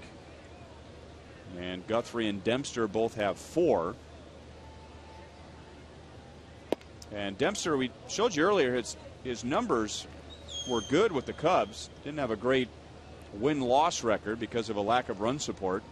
He also had a 33 inning scoreless streak. 33 straight innings without allowing a run. That ended at the Cardinals on July the 20th, and that was 11 days before the trading deadline. So that had a lot of teams drooling. That split finger changeup combination he just threw right there to Gordon has been his best pitch tonight. He's getting ahead with fastballs, and you notice the count's always in his favor, Dempster. And now he can toy and use that little changeup split finger that moves away from the lefty, and it's hard to hit it. Got to stay on it, keep that front shoulder in.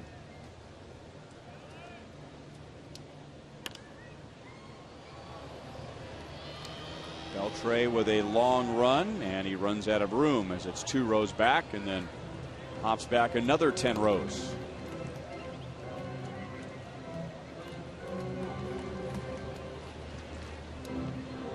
Ryan Dempster from Gibbons, British Columbia, Canada.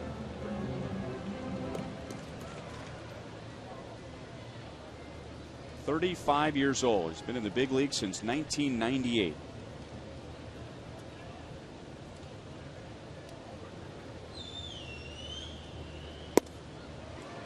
Eight strikeouts.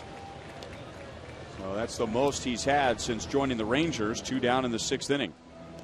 Coming up on September 14th, we'll have another Buck Night and Fireworks Friday. Royals will be hosting the Angels. Hot dogs, peanuts, and soft drinks are just $1. Then stay after the game for Friday Night Fireworks presented by Hy-Vee and Pepsi. Royals.com or 1-800-6-ROYALS for tickets.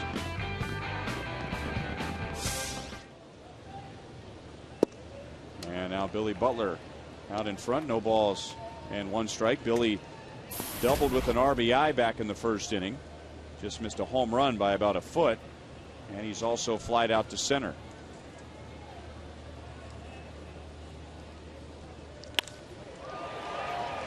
To left center field and deep, and Murphy won't get there. So with 2 outs, Billy Butler has his second double of the game.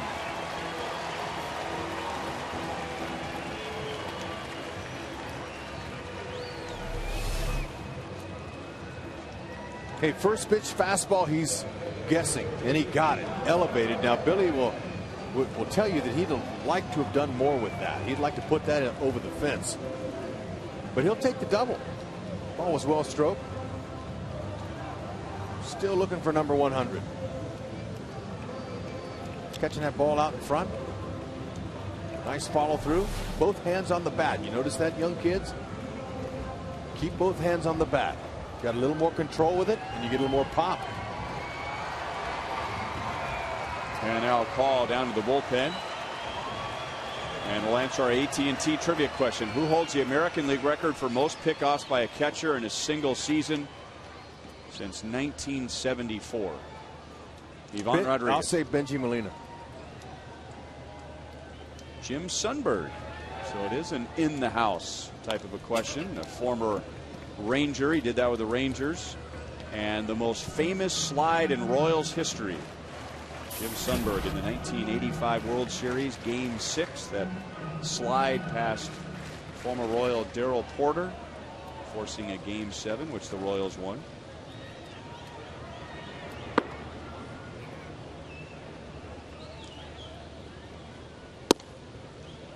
One ball, 1 strike on Salvador Perez. A strikeout and a ground ball back to the mound for Sal so far tonight. He has hit safely in his previous 9 games. So Al Broughton's got to feel pretty good about himself that he tricked us tonight, and he kind of has got a little extra hop to his step now. He's feeling good. Salvi didn't want to swing at that one, but he was overcommitted, and he's gotten much better with his run production. 293 now. Salvi's hitting with a runner in scoring position. For the first couple of months that he's been back, that average was under 200. So it's one of the reasons that Ned Yost has put him in the 5th spot behind Billy Butler. Drive him in. There's Seitzer saying stay in the middle of the field. Big hole right past the pitcher. Biggest one on the diamond. Walked by Soto, so Billy stays at second. 2 balls, 2 strikes. That ball bounced 4 feet in front of home plate.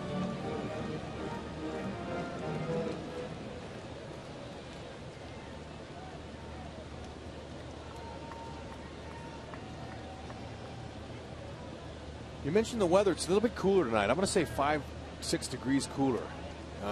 Last night the weather got to Harrison, their left-handed starter, their 15-game winner. Hit well to center. Hamilton is back. It's over his head and up against the wall. Back-to-back doubles with 2 outs. And now it's a 1-run game. And Salvador Perez has a 10-game hitting streak.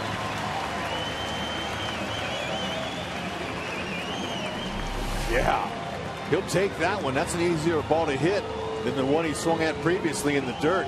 He was waiting, he unloaded, hits the ball where it's pitched, got up underneath it. Hamilton couldn't make the play, and he traded positions with Billy Butler. Big RBI. Dempster didn't like it. Got Ogondo up in their bullpen. 15th double for Salvi.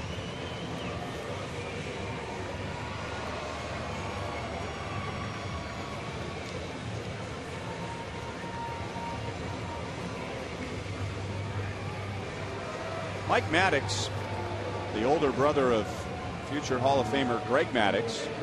He was Ned Yost's pitching coach in Milwaukee before going to the Texas Rangers. And talking to Ned about him before the game, he said, you know, his great strength is his communication. And I was watching him when he was on the mound there. He wasn't doing all the talking. He was almost as if he was just leading a conference. Soto was chiming in, Dempster was chiming in. Just going out there and getting a feel for how Dempster feels and how Soto feels about Dempster. Yeah, I'll tell you what, I learned so much about baseball every day coming to the ballpark, being around it, and he's one of the few pitching coaches that I really like sitting with whenever he's free and he gets a moment and talk about pitching, talk about different things. He's, you know, I learned something by talking to him, and he, like you said, he's a very good communicator. Didn't quite have the same stuff that his brother did, but he pitched for 15 years in the big leagues. And Ned was saying that all those years when he was coaching with the Braves and Greg Maddux was there, that when Greg Maddux would talk about pitching, he often would refer to things that he learned from his older brother. 1-2 on Moustakas. And there's that changeup split finger combo.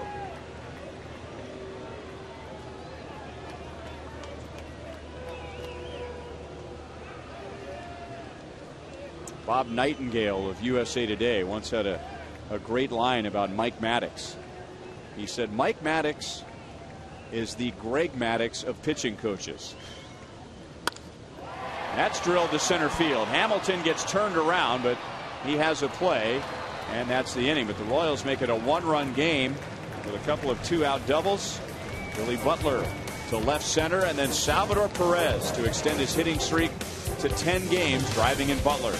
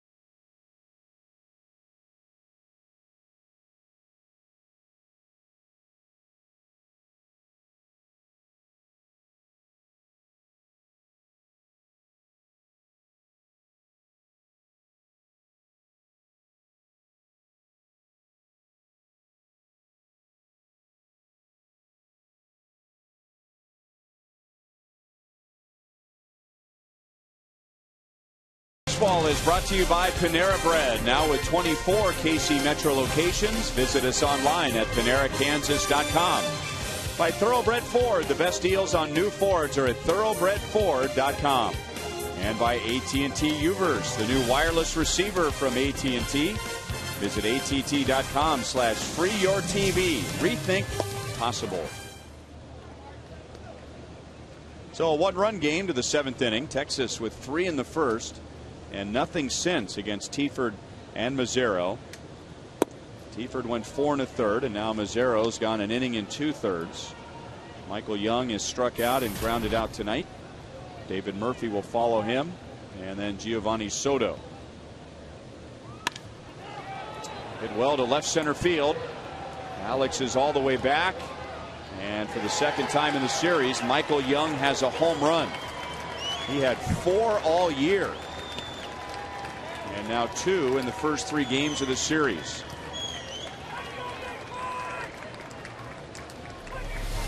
It's about to the exact same spot as his home run on Monday afternoon. Sure had a lot of height to it. Wasn't sure if it was going to get out because it was hit so high. But like I said, in the humidity, the ball seems to carry further.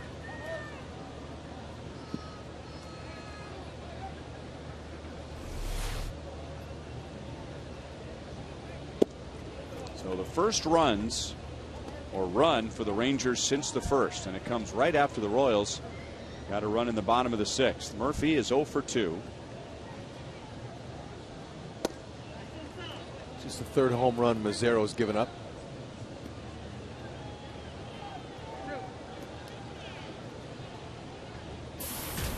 That is the 9th home run of this series. 7 have been hit by the Rangers.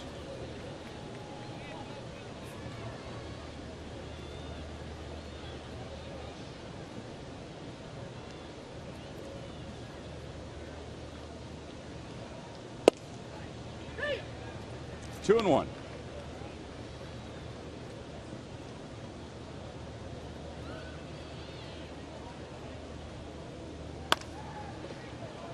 Giavotella handles the hop for Murphy. That's the first out.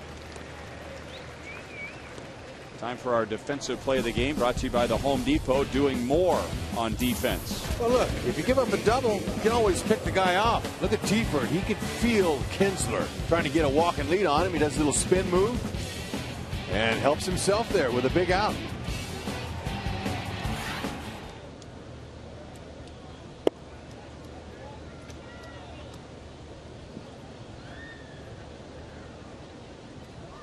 Giovanni Soto is struck out and walked. 1 ball, 1 strike from Mazzero.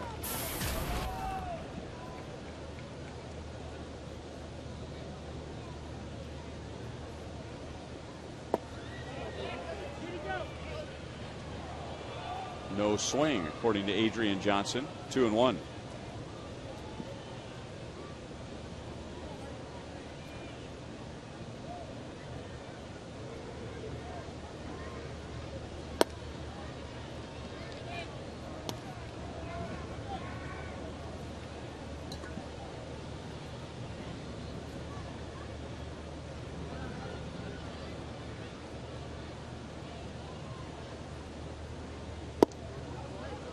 Soto walks. Second time he's walked tonight. Well, he's on with 1 out.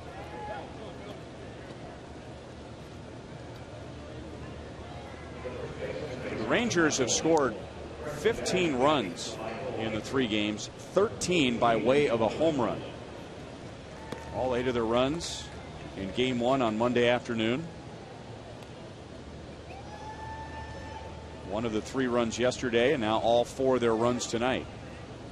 This will be Mitch Moreland hitting for Mike Olt. So the Royals go to a right-hand pitcher, and Ron Washington goes to a left-hand hitter. Moreland started last night's game and was 1 for 4 with a double and an RBI. In game 1, Moreland came on defensively and made an excellent play on a hard hit ball by David Lowe as the Royals were rallying in the 8th, trying to come back in a game where they were down at 1.6-0, but just as Moreland came into the game, he turned an impressive 3-6-3 to take some of the steam out of that inning for the Royals. 1 ball, 1 strike.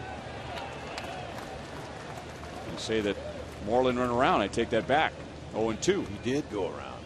He's 2 for 14 off the bench as a pinch hitter this year, and one of those 2 was a nice homer. Hope it doesn't happen here. Maybe Mazzero can keep one of his breaking balls down and roll into a double play. We'll see.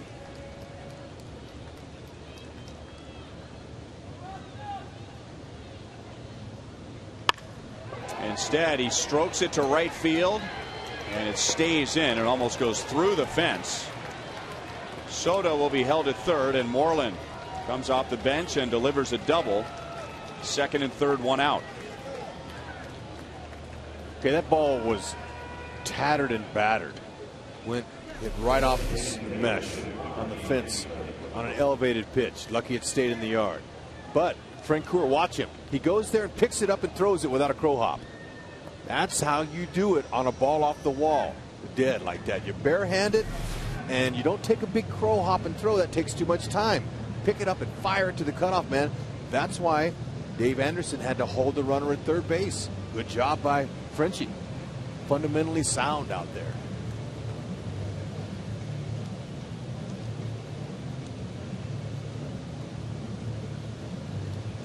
So no Crow hop in the right field corner. But we do have Aaron Crow warming up in the left field bullpen. Bring him in. He's ready to come in. I don't know if Ned's made the signal yet. Now he has. So Mazzaro gives up a home run, a walk, and a double in the 7th inning. Chevy called to the bullpen.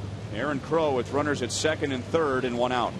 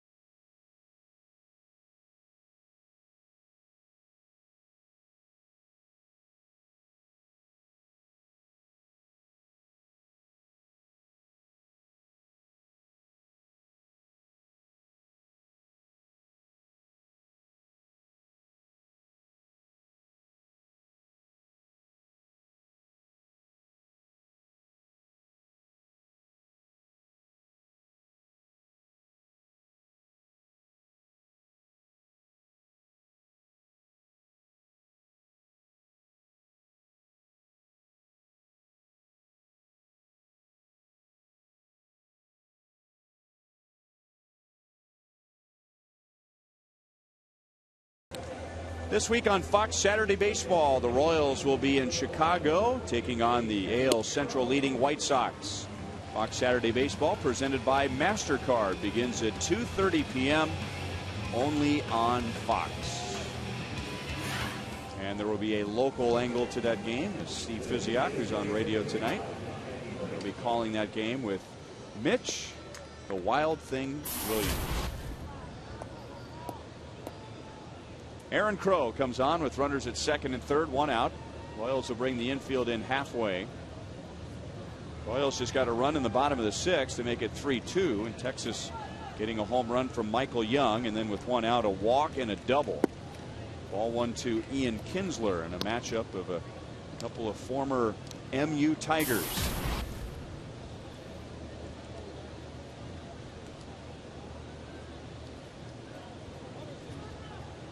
Crow hard slider. That's his best pitch. Although his fastball at mid-90s, that's a pretty good pitch too.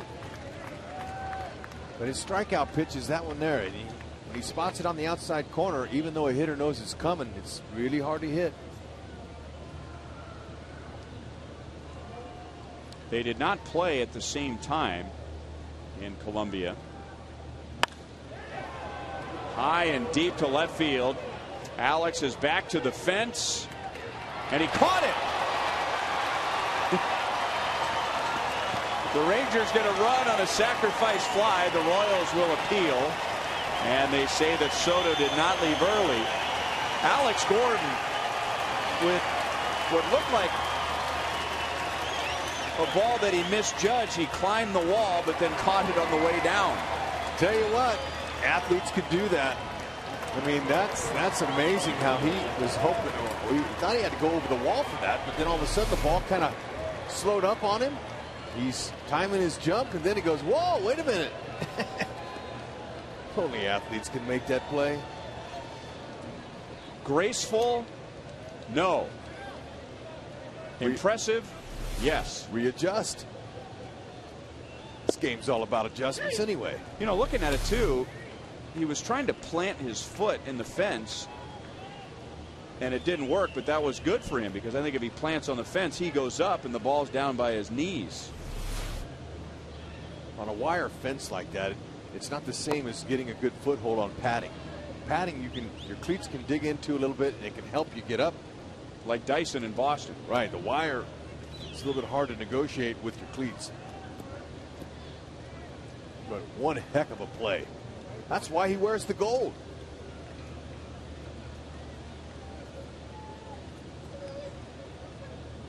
He's got skills. The Rangers back out to a 3-run lead. 0-2 on Andrews. Okay, let's watch it now. It's a good pitch. It was going to be down low. Kinsler, I think he thinks he hit a homer. Hang with him.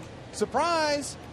Oh, I got to go back. Unless maybe he thought he didn't hit it very hard at all and he was out. He didn't look surprised when he looked up. Yeah, well, you know what? It just looked like he thought he might have got it, but he knows he's hit a lot of homers.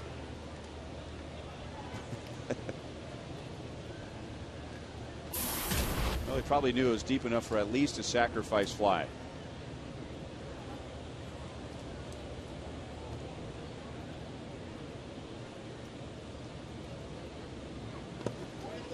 Two and two on Andrews. 0 for 3 today with a couple of strikeouts. 1 for 11 in the series. What do you think? Home run trot? Okay, he hits it and he sees it in the air, but there's no way that he can tell. With that little flip there, I'm thinking he thought it was out. I'll ask him tomorrow. Good guy, nice guy. I'm going to ask him if he thought that ball was out. And then we'll see. And if he says no, let's say, let's check the tape. Yeah.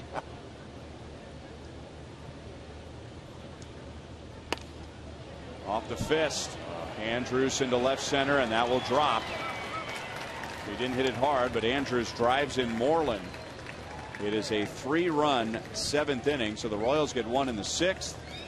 The Rangers come back with 3 in the 7th, and now they have their biggest lead of the game.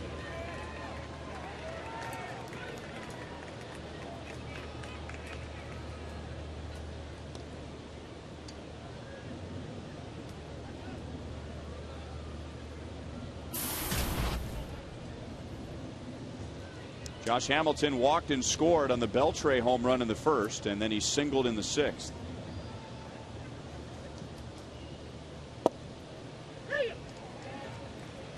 All 3 runs in the inning are charged to Vin Mazzaro, so he gives up 3 runs, 3 hits in 2 innings.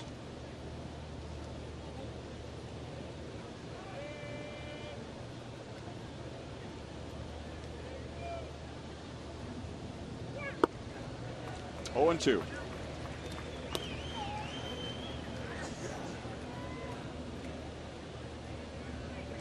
You all right? Yeah, excuse me.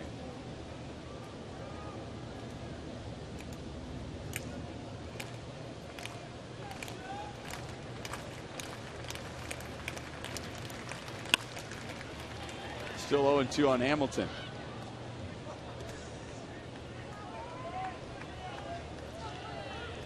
Well, Rex tried to do the right thing. I mean, the allergies have kind of popped up with the recent rain and the humidity. And so Rex turned his microphone off before unleashing a very impressive sneeze. So it didn't go over the air, but it went all over everybody in the booth. Well, hopefully that ball comes down, they can get out of the inning. It does. It's a 3-run 7. Stretch time at Kauffman Stadium. The Royals are down by 4.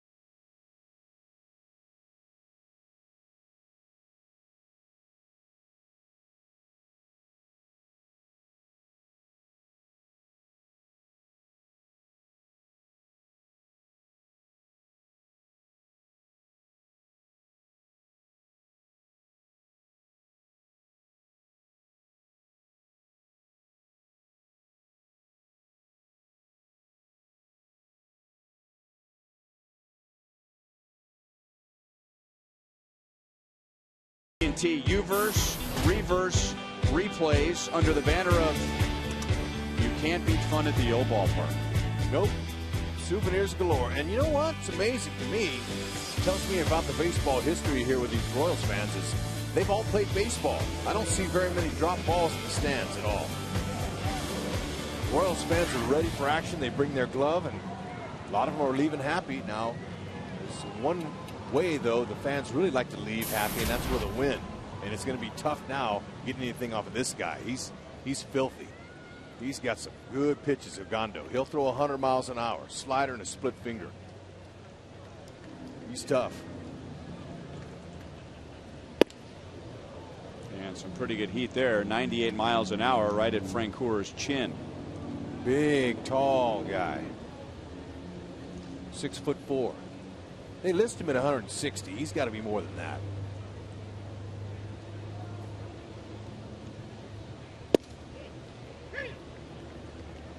The Rangers, if you talk to them and you say, well, concern going into the playoffs, if they do go to the playoffs, I mean, they seem to have it all. They've got a solid starting rotation. They've got a good bullpen. They play good defense. They hit for power. Don't run the bases like they have in years past, but it's certainly not a liability. And a concern, some have said, is they really don't have a true ace to just match up with somebody like Justin Verlander or Jared Weaver if he's healthy enough in the first round, or David Price. But I tell you what, it is a deep rotation that goes into the bullpen.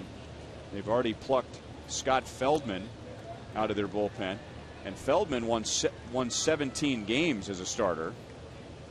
And then here's Alexi Ogando pitching out of the bullpen. And this guy last year, in his first full season in the big leagues, he won 13 games as a starter.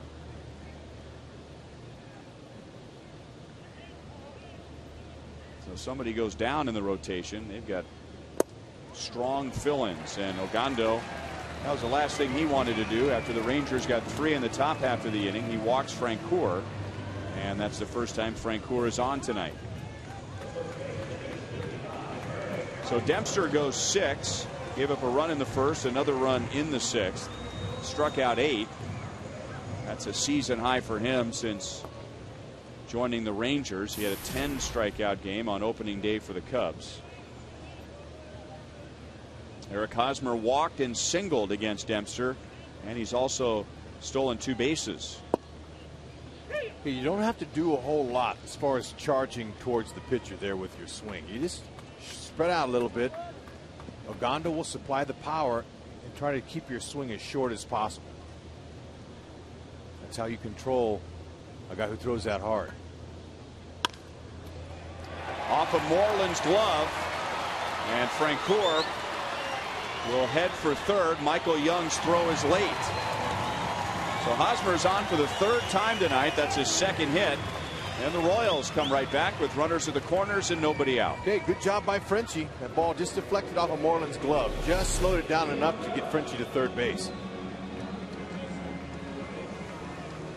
That ball took a little hop at the very end there over Moreland's glove.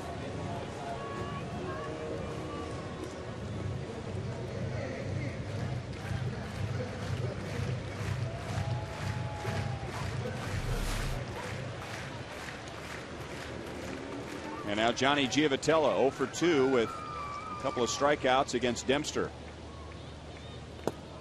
Way outside and past Soto. The Royals will get a run to make it 6-3 as Francoeur scores. And Hosmer moves up to second base. That is a wild pitch.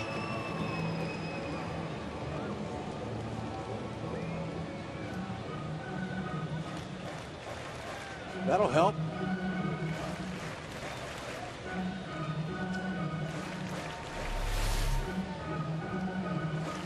He was just wild on that one.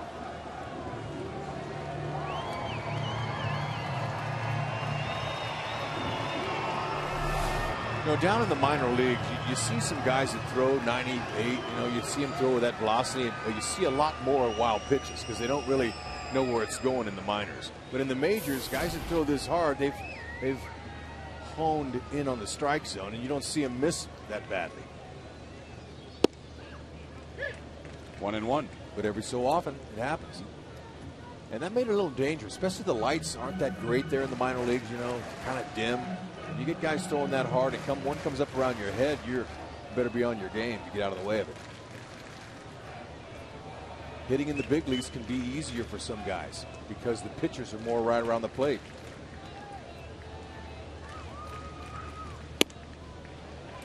.98 miles an hour, but high, 2-1. So a short, quick swing on the ball. You got a better chance.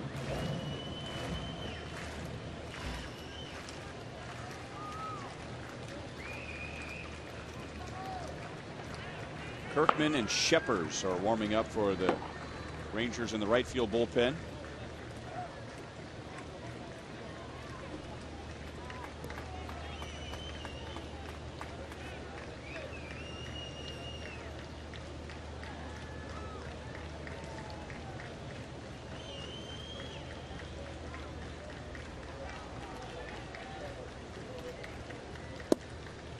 Three balls, one strike. David Lowe is on deck.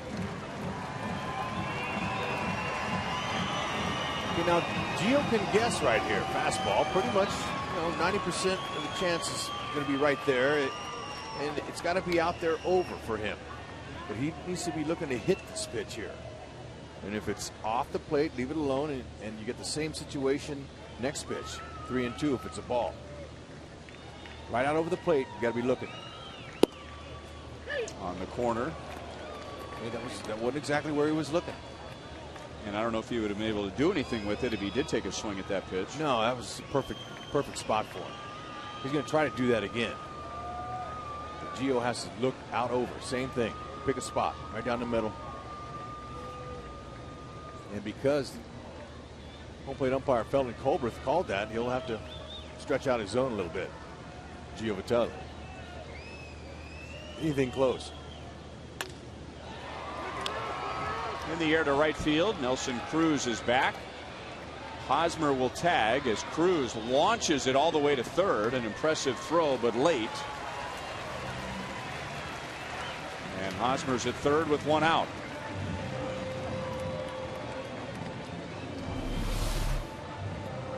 Cruz backs up on it, comes in, and just airmails it.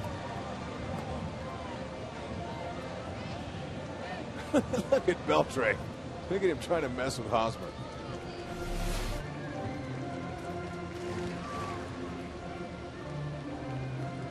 The Royals would like more, but David Lowe with a well-placed out could get Hosmer in from third. Lowe has walked, struck out, and grounded out tonight, 0 for 2. And Gondo at 99 miles an hour is in with strike one. A Lowe swung at the first pitch in his last at bat, and he bounced out. So he's going to take one here.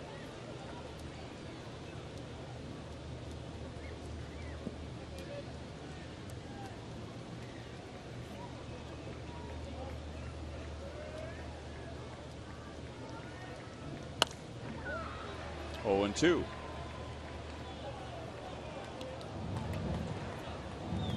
See if Ogando pulls out his split finger. He throws it occasionally. He's ahead. That's a pitch that goes down and away from the lefty. Hard slider. Sometimes if the hitter doesn't look like he's handling his fastball well, they'll go back with another fastball. You got a heater that good, that could be your strikeout pitch as well. Got it in on him, but Lowe is able to get it deep enough to right field. That was a tough pitch. And again, Cruz heaving it toward home plate. Hosmer scores on the sac fly. And the Royals get 2 in the bottom of the 7th. It's 6-4. Yeah, you're right, man. That ball was way inside. But it's a good short swing. Kept his hands inside and gets his first big league RBI.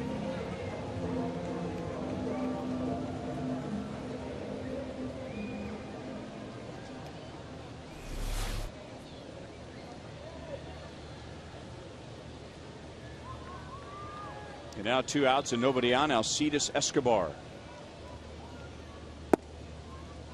Low for ball 1. Escobar 0 for 3 tonight. He did reach on a force out in the first and scored a run.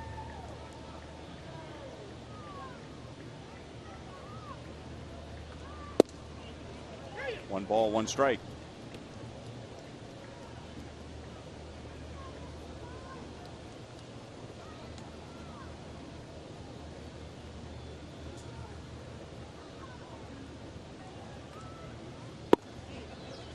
One and two. Ogando not only throwing 98 to 100 miles an hour, but he has a deceptive delivery, really short arms the ball, and you could see where he would be able to hide the ball well, and then the ball just explodes out of his hand. Ball just kind of comes out of his hip. Yeah, it's on you in a heartbeat. Kind of reaches down and has the ball down by his right hip, and then gets up above his shoulder, but very quickly. And then 98 to 100 on the radar gun.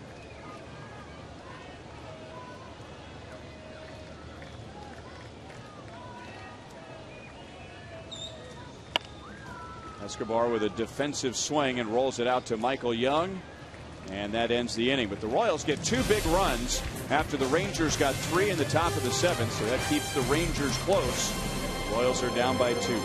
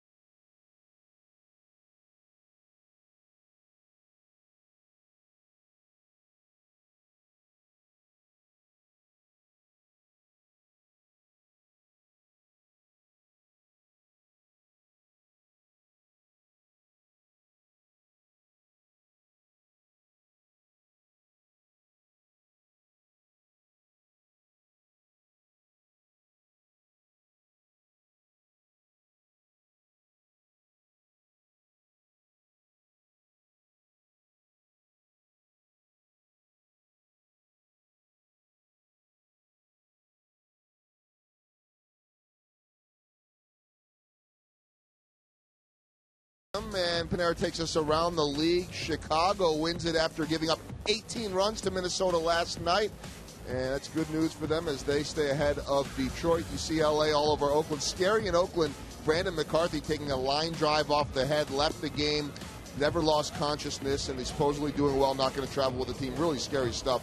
Let's take a look at some other scores here from the day. And Toronto beats Baltimore. New York wins, so the Yankees back in first place. Boston and Seattle starting out west. As for that Chicago game and the Royals heading up there tomorrow, they'll have to deal with Alex Rios, who went deep not once but twice in this one. Second career grand slam, and the Chicago White Sox keep on figuring out ways to win. Great race there. Jeremy Jefferson here, the former Omaha Storm Chaser and Northwest Arkansas Natural, can tell you guys right now that Omaha leading Albuquerque game 1 of their first round series in the Pacific Coast League. It's the 8th inning. The score is 5-3. The guys that everybody wants to know about. Will Myers 2 for 2, a double, a homer, a walk, a hit by pitch. He homered with a 3-run homer in the first. Jake Odorizzi, 7 innings, 5 hits, 3 runs, 2 walks, 7 strikeouts. He was dominant, gave up some runs later on in that one, and he has just been replaced by Roman Colon. Wilmington losing in the first round of their game tonight, guys. All right, thank you, Joel. As Jeremy Jeffress takes over the 8th inning, Royals down by 2. Adrian Beltre has the biggest hit tonight, a 3-run home run in the first inning against Teaford. He is 1 for 3. 2 balls and 1 strike. Teaford went 4 1/3. Mazzaro went 2. Teaford and Mazzaro both allowed 3 runs. Aaron Crow got the last 2 outs of the 7th.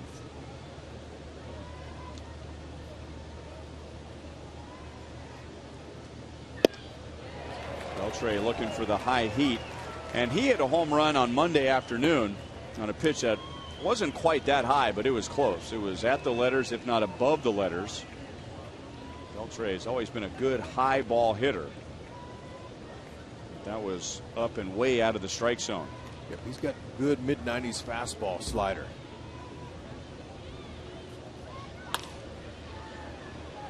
Up the right field line and foul.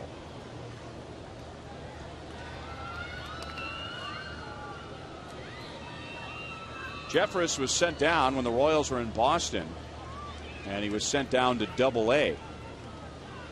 The rules state that when a player is optioned to the minor leagues, he has to stay in the minor leagues for 10 days unless there's an injury, or unless the minor league team's season comes to an end. So the Royals knew that Double-A Northwest Arkansas, they had about 4 or 5 games to play, so they sent him down there. Therefore, they could call him up sooner than the 10 days. If he had gone to Omaha, then he'd have to wait 10 days. As Joel reported, after finishing the regular season, Omaha goes into the playoffs.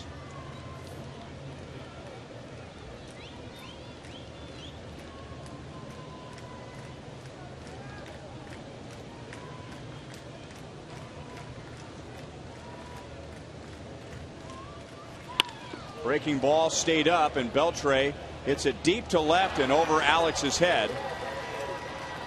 And Beltre to second, on his way to third, and he has a leadoff triple.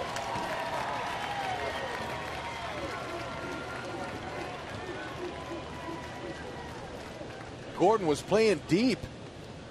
The ball was just hit too well. But let me ask you what this might have meant. Before Perez put the sign down, watch him. He points to his head. Be smart. And then the curveball. Okay, that means keep it down and away from him. He threw it right down the middle.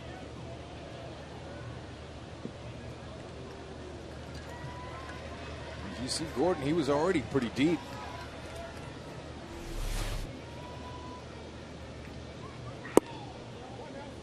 Ball one to Cruz. You miss out over the plate to Beltre, whether it's a fastball or a slider, he's geared on that. Now we see the one earlier, that was Bruce Chin's. Okay, and there's Tiford earlier tonight. Everything's there out over the plate. Cruz to shallow center, and it drops in front of Lowe. So Beltre will score, and back and forth we go. This is the 4th consecutive half inning where somebody has scored, and now Texas has a 7-4 lead. Nelson Cruz with his first hit tonight and his second RBI of the series.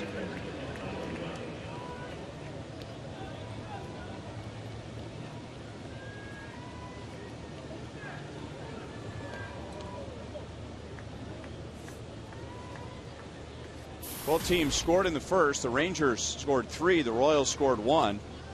And then nobody scored until the bottom of the 6th. Royals got a run to make it 3-2.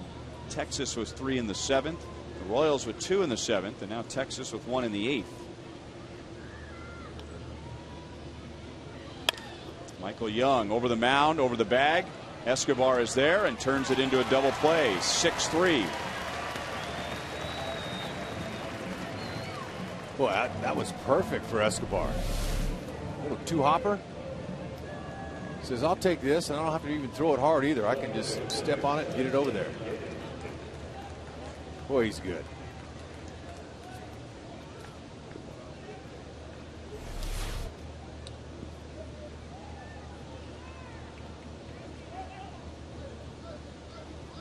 Two outs to David Murphy, who's 0 for 3. Good breaking ball. I think that's the breaking ball there that Perez wanted on the pitch to Beltre. Breaking down and out of the strike zone.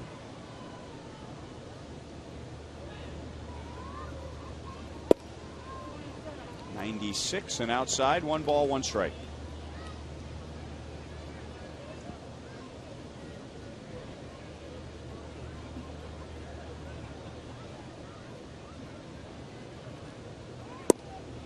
At the knees. Jeffress has always had the arm, and he's very much a high energy guy.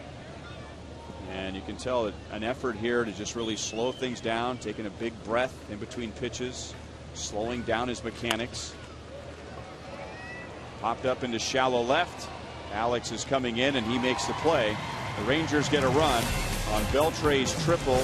Cruz is single to the bottom of the 8th. The Royals are down by 3.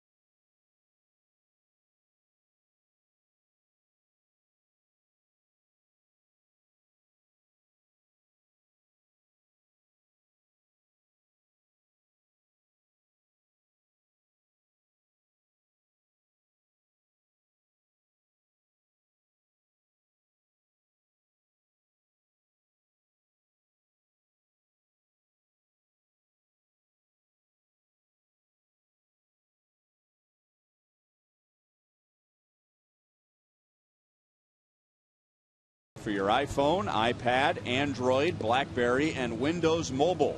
Get live audio, pitch tracking, video highlights, and more. Just text @BAT to 31826 or visit Royals.com for details.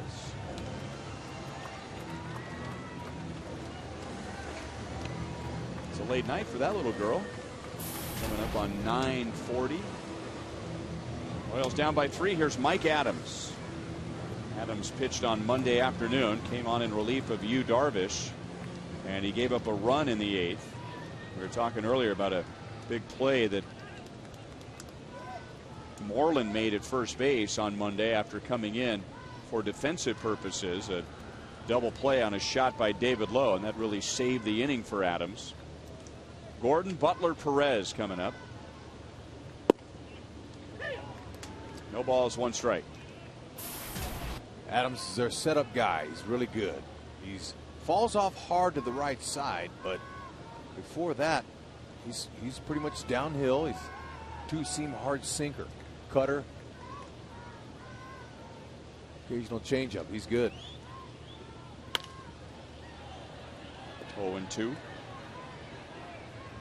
Yeah, those aren't the kind of mechanics that you would teach a young pitcher, but they work for Mike Adams. Yep.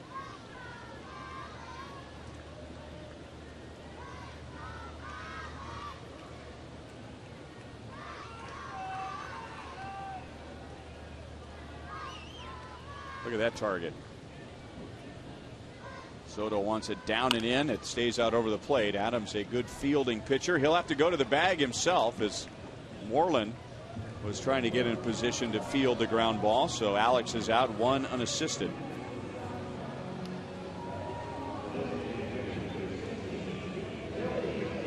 So Billy Butler with 1 out. And as promised earlier, it's Miller time. Brought to you by Miller Lite. All right, Billy couldn't get that 100th home run, but hey, he'll take the double. That ball was almost went out of the yard. 22nd and 23rd doubles on the year. One of those, there was a runner on, so he got a ribby.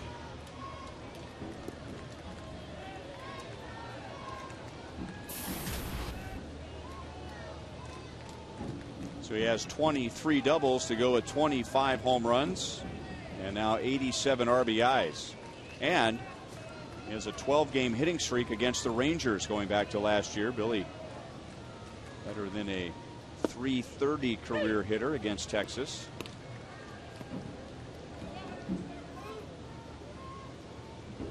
That is Billy's 49th multi-hit game of the year.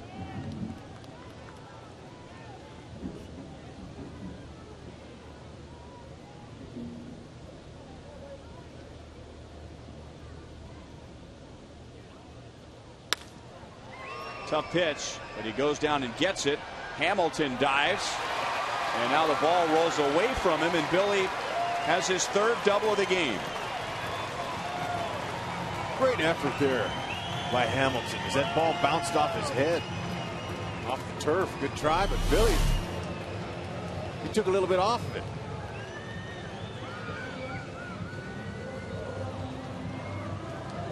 You see this bounce, it hits Hamilton in the side of the head, but he's all right. Playing hardball, getting some grass stains on him, and Billy pulls up with his third double of the night.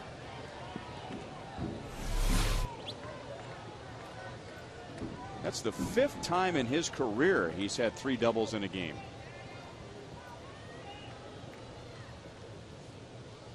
Last time he did it was almost exactly a year ago, September the 9th, against Detroit.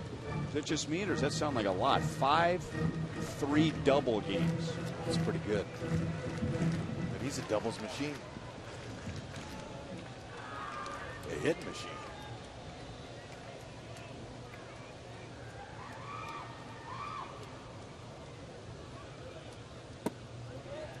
2-0 on Salvador Perez. He has a double tonight, and that was with an RBI, driving in Butler in the 6th. And Perez has hit in 10 straight games.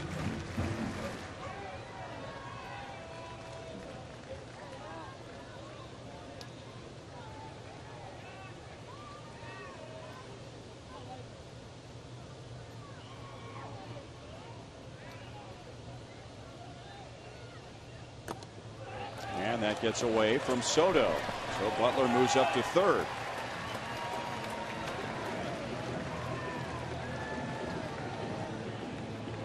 Wild pitch thrown by Adams, his 2nd of the year.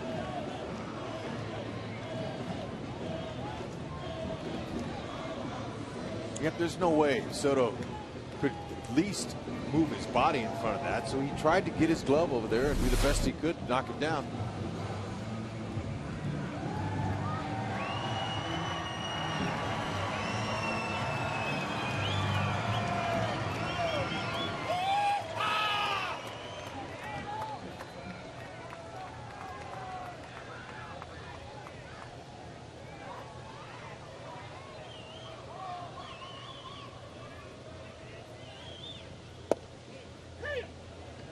Three and one.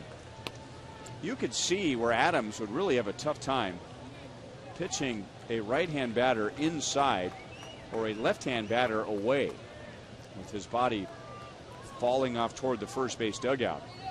Everything wants to pull away from a righty into a lefty. Just like that. And Perez walks, and that means a tying run comes to the plate. And it will be Mike Moustakas.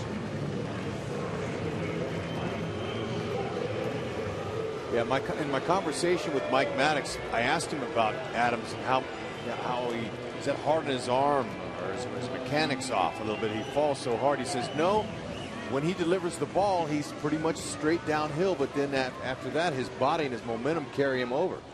So Mike Maddox didn't have a problem with the mechanics that Adams has, and it's hard to argue with Adams, because his success has been really good. Very successful guy. 2.6 ERA coming in.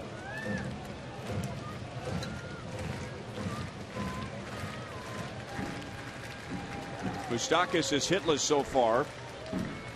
He is hit in his previous 8 games. 0 for 3 tonight. One of his outs is a line out to right field. Hit hard but pulled foul.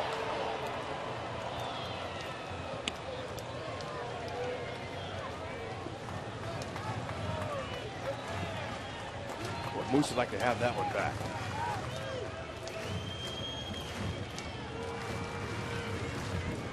Moustakis did not face Adams on Monday, and he has just one at bat against Adams, and he's 0 for 1.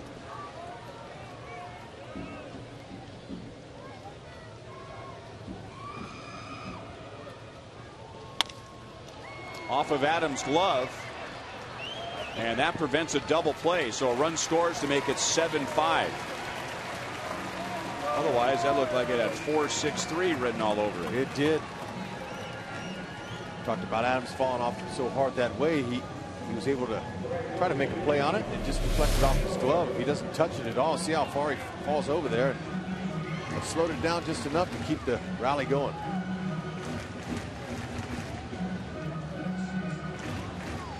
So it scored 1-4-6, and Moustakis gets an RBI, his 66th of the year. And he's at first with Francoeur at the plate.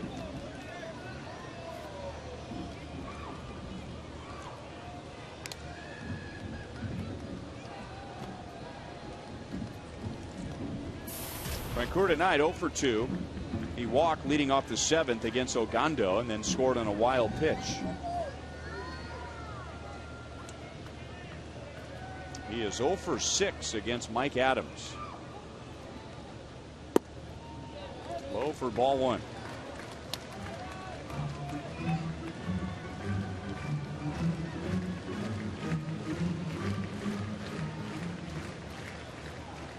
Francoeur with 2 hits last night, 2 for 4.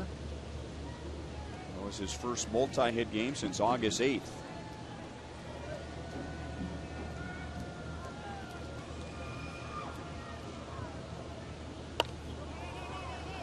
One and one. You know, Frenchie, he just missed that. He could tie it up with one swing here. It's been a while since he's gone deep. But he's getting closer. Swing shortening up. Got a couple of hits last night. Would have had 3 had Murphy not robbed him on a sinking liner. In 45 2/3 innings this year, Mike Adams has given up 1 home run. Ooh. We almost talked him into it there. Good pitch. Straight as a string right over the middle. That's an impressive stat. There's the graphic right there I've been waiting for. That is impressive right there. 2 out rallies usually will tax the pitcher and tax the emotions of the team. If they're going, wow, we can't get these guys out. They keep coming. They keep coming. Very good characteristic to instill in your team, but you do that by, you know, shortening up your swing a little bit and trying to get those runs home. A slow roller to third, and Beltre throws from the grass, and that ends the inning. The Royals get a run. We head to the 9th in a 2-run game.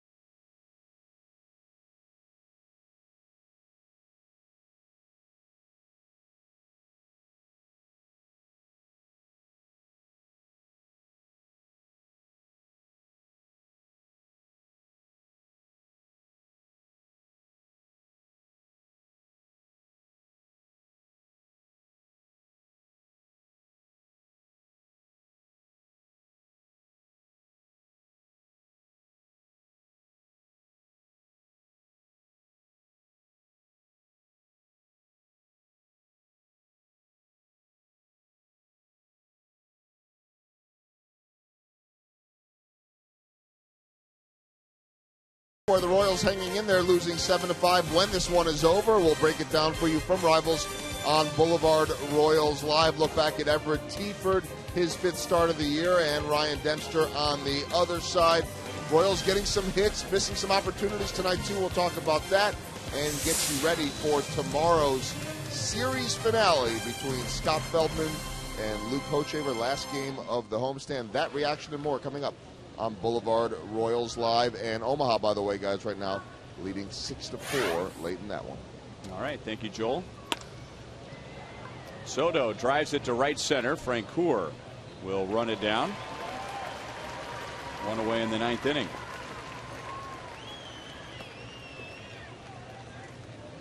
This week, the regular season begins with a Fox NFL Sunday doubleheader. First, Matt Ryan and the Falcons, and Tony Gonzalez, by the way. They'll be here at Arrowhead Stadium to take on the Chiefs.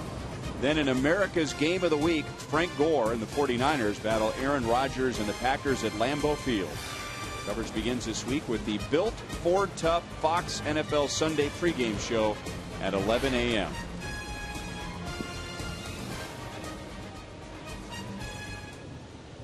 A lot of talk about Tony Gonzalez in his final season. This is his farewell tour, and as fate would have it, it brings him through Kansas City, where he has spent most of his Hall of Fame career. Great picture on the cover of the Kansas City Star today with Tony Gonzalez in his trademark slam dunking the football over the crossbar after scoring a touchdown. Good animal.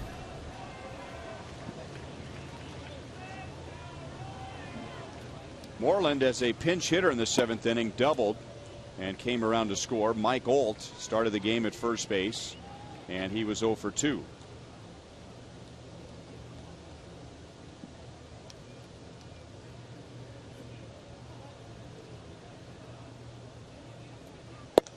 Joel was talking about the pitching matchup for tomorrow night, and Luke Hochevar, his lowest ERA against any team in the American League is against the Texas Rangers, an ERA under 3. And 3 years ago, he had a career high 13 strikeouts against Texas. Hit hard to Giavotella. It gets by him, but he recovers and throws out Moreland. Yeah, keep it in front of you. Hot smash like that, you got to just make sure you square the ball up with your body. If it hits off your glove, you can do exactly like he did. Scramble to it, make the quick, easy throw.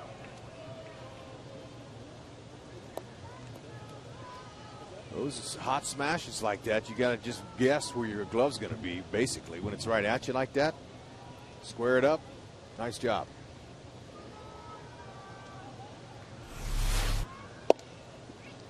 Now Ian Kinsler takes a strike. He's had a productive night, getting half the game off as the designated hitter. He's responded with 2 hits, a run scored, and an RBI.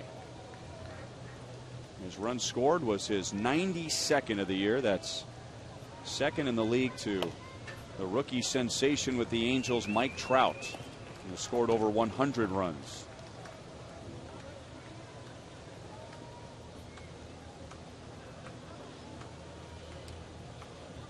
Ian Kinsler very early in the year this year. In the middle of April, he signed a 5-year contract extension to stay in Texas. Still 0-2.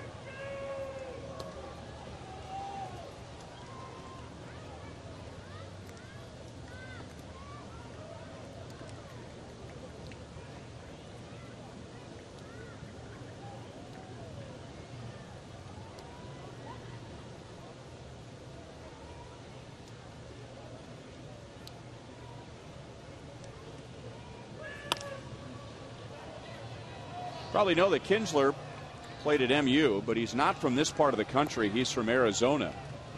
And out of high school, he went to junior college and then played a year at Arizona State. And I say played a year. He was playing with the Sun Devils, but getting very little playing time. And during a summer league game, he was noticed by Tim Jamieson, offered him a scholarship to MU, where he played very well and was the Rangers' 17th round pick in 03. Hosmer in foul ground. And that's the inning. A scoreless ninth for Jeremy Jeffress. So we head to the bottom of the ninth inning. Royals down by 2. It'll be Hosmer, Giavotella, and Lowe.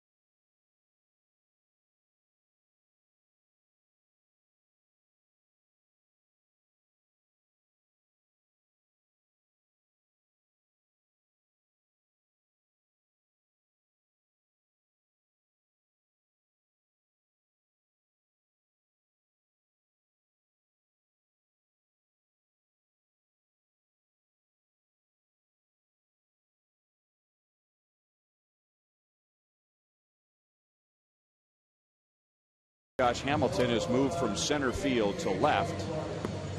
And now in center field, Craig Gentry. So he takes the spot of Murphy, number 7 spot in the batting order.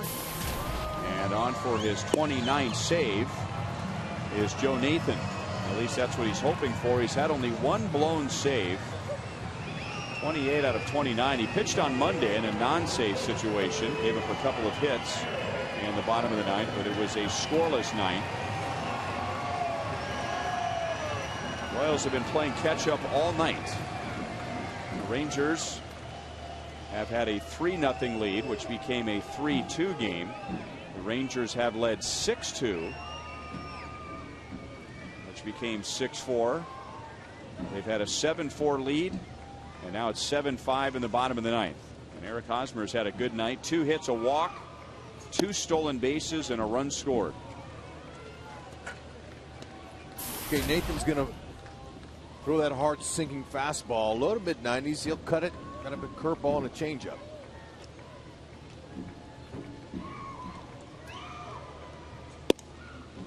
Two balls, no strikes.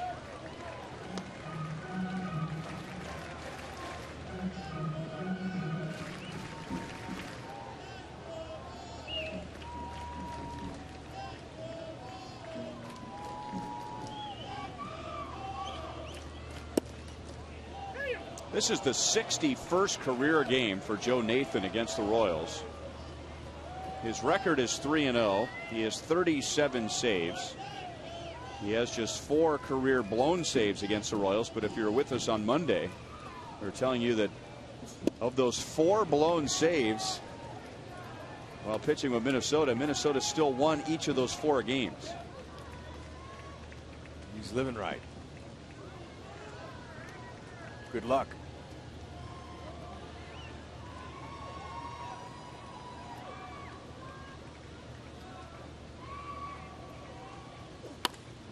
And he had Hosmer reaching. He pulls it on the ground to Young. And for the first time tonight, Eric Hosmer is out.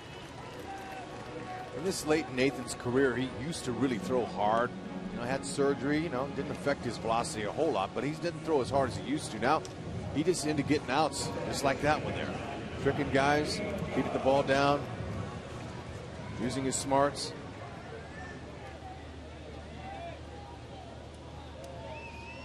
Johnny Giavotella 0 for 3 tonight. Nathan had a very memorable save here, and it was a long time ago. It was 8 years ago. He was part of a very lopsided trade between the Minnesota Twins and the San Francisco Giants. The Twins sent A.J. Pierzynski to San Francisco. You've probably forgotten that he ever played for the Giants, but he played 1 year. And the Twins in return got a bunch of no-names in return. Joe Nathan, Francisco Liriano, Boof Bonser, players that were just prospects, and all three of those players made major contributions to the Twins. Still 0-2 on Giavotella, but Nathan was one of those guys that, as a starter, you know, he had some flashes but was inconsistent. The Giants moved him to the bullpen in 2003. He got one save, and with one career save, Minnesota handed him the closer's job, and he ran with it. But the save that really gave him and the Twins confidence that he could handle this role happened right here at Kauffman Stadium. As Giavotella goes the other way, that's a fair ball, and he's aboard with one out in the ninth.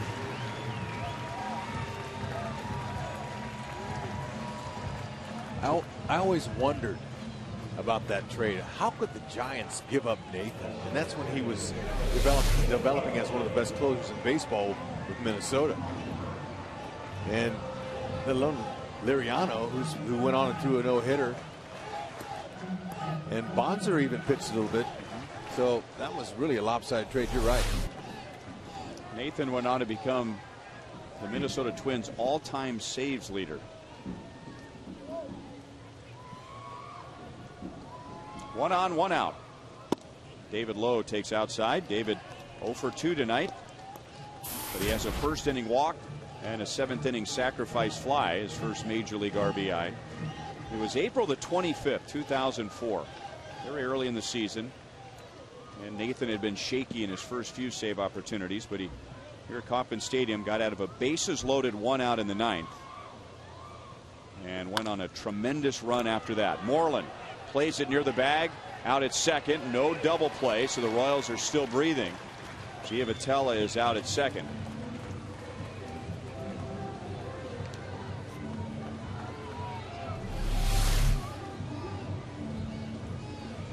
Okay, Lowe didn't want to do that, but he's able to hustle through the bag and stay out of that, keep it alive like you said.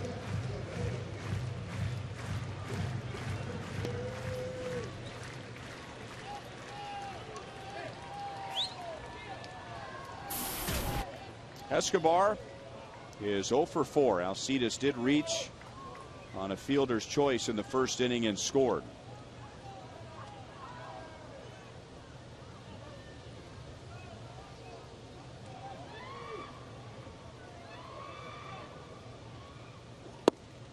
This is the first pitch, 0-1.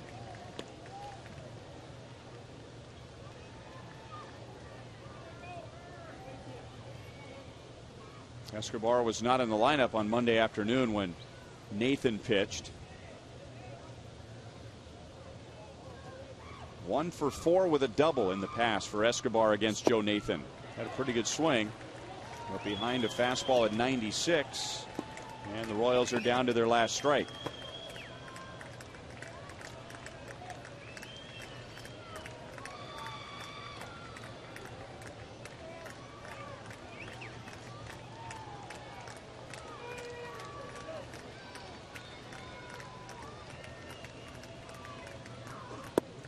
And boy, how did he lay off that pitch? That's exactly where Nathan and Soto wanted it, but good eye by Escobar. That was a strikeout pitch. And Soto even saying, hey, that's exactly where we want it. That's right. Good spot. Surprised he didn't swing over it. I'll throw him one straight. Just got a piece of it.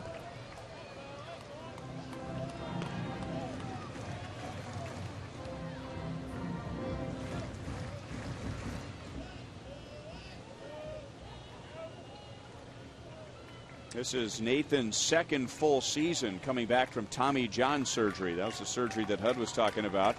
Missed all of 2010 with that operation and spent some time last year on the DL with elbow problems. Escobar fouls it away. It's still 1-2.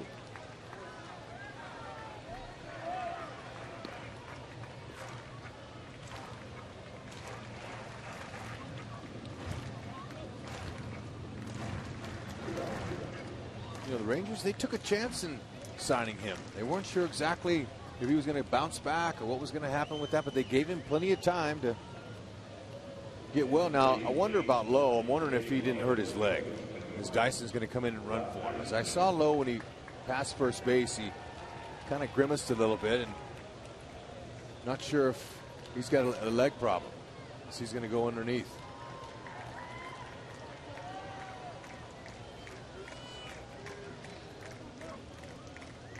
Dyson runs, and Escobar lines it into center field. Dyson's going to be waved home. Hamilton will play it to second base. So that move paid dividends right away, and it's a one-run game. I'll say on the next pitch. Dyson scores on a single from first base. Yep, he was heading. He was already going that way, but the key was that they recognized that Lowe had some kind of leg problem. I don't know if Lowe would have been able to score all the way from first on that one, but they got him out just in time, or he certainly would have blown his leg out on that one. So there's some life. Escobar, he can steal a base. Will he take a chance here to get into scoring position? Nathan thinks so. The doubles machine that Gordon is, he really doesn't have to even attempt to steal, just because Gordon can hit those doubles. Now the defense in the outfield, you could scrape their wall on their backs on the wall. They are deep. Look at how deep they're playing no doubles. So anything that does go to the wall, they'll be able to get the ball in quickly.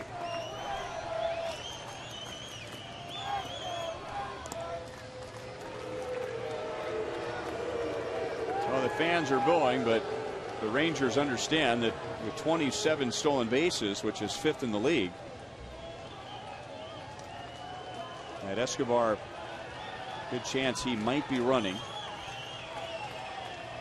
Trying to get that tying run to second base. And Alex hits it hard the other way, but right at Hamilton. So Nathan picks up his 29th save this year and his 38th in his career against the Royals. So the Royals playing from behind all night and fought hard all night. And with the tying run at first base in the bottom of the ninth, they fall a run short. Texas wins 7-6 tonight. And now the season series is tied at 4 games apiece. We'll be right back.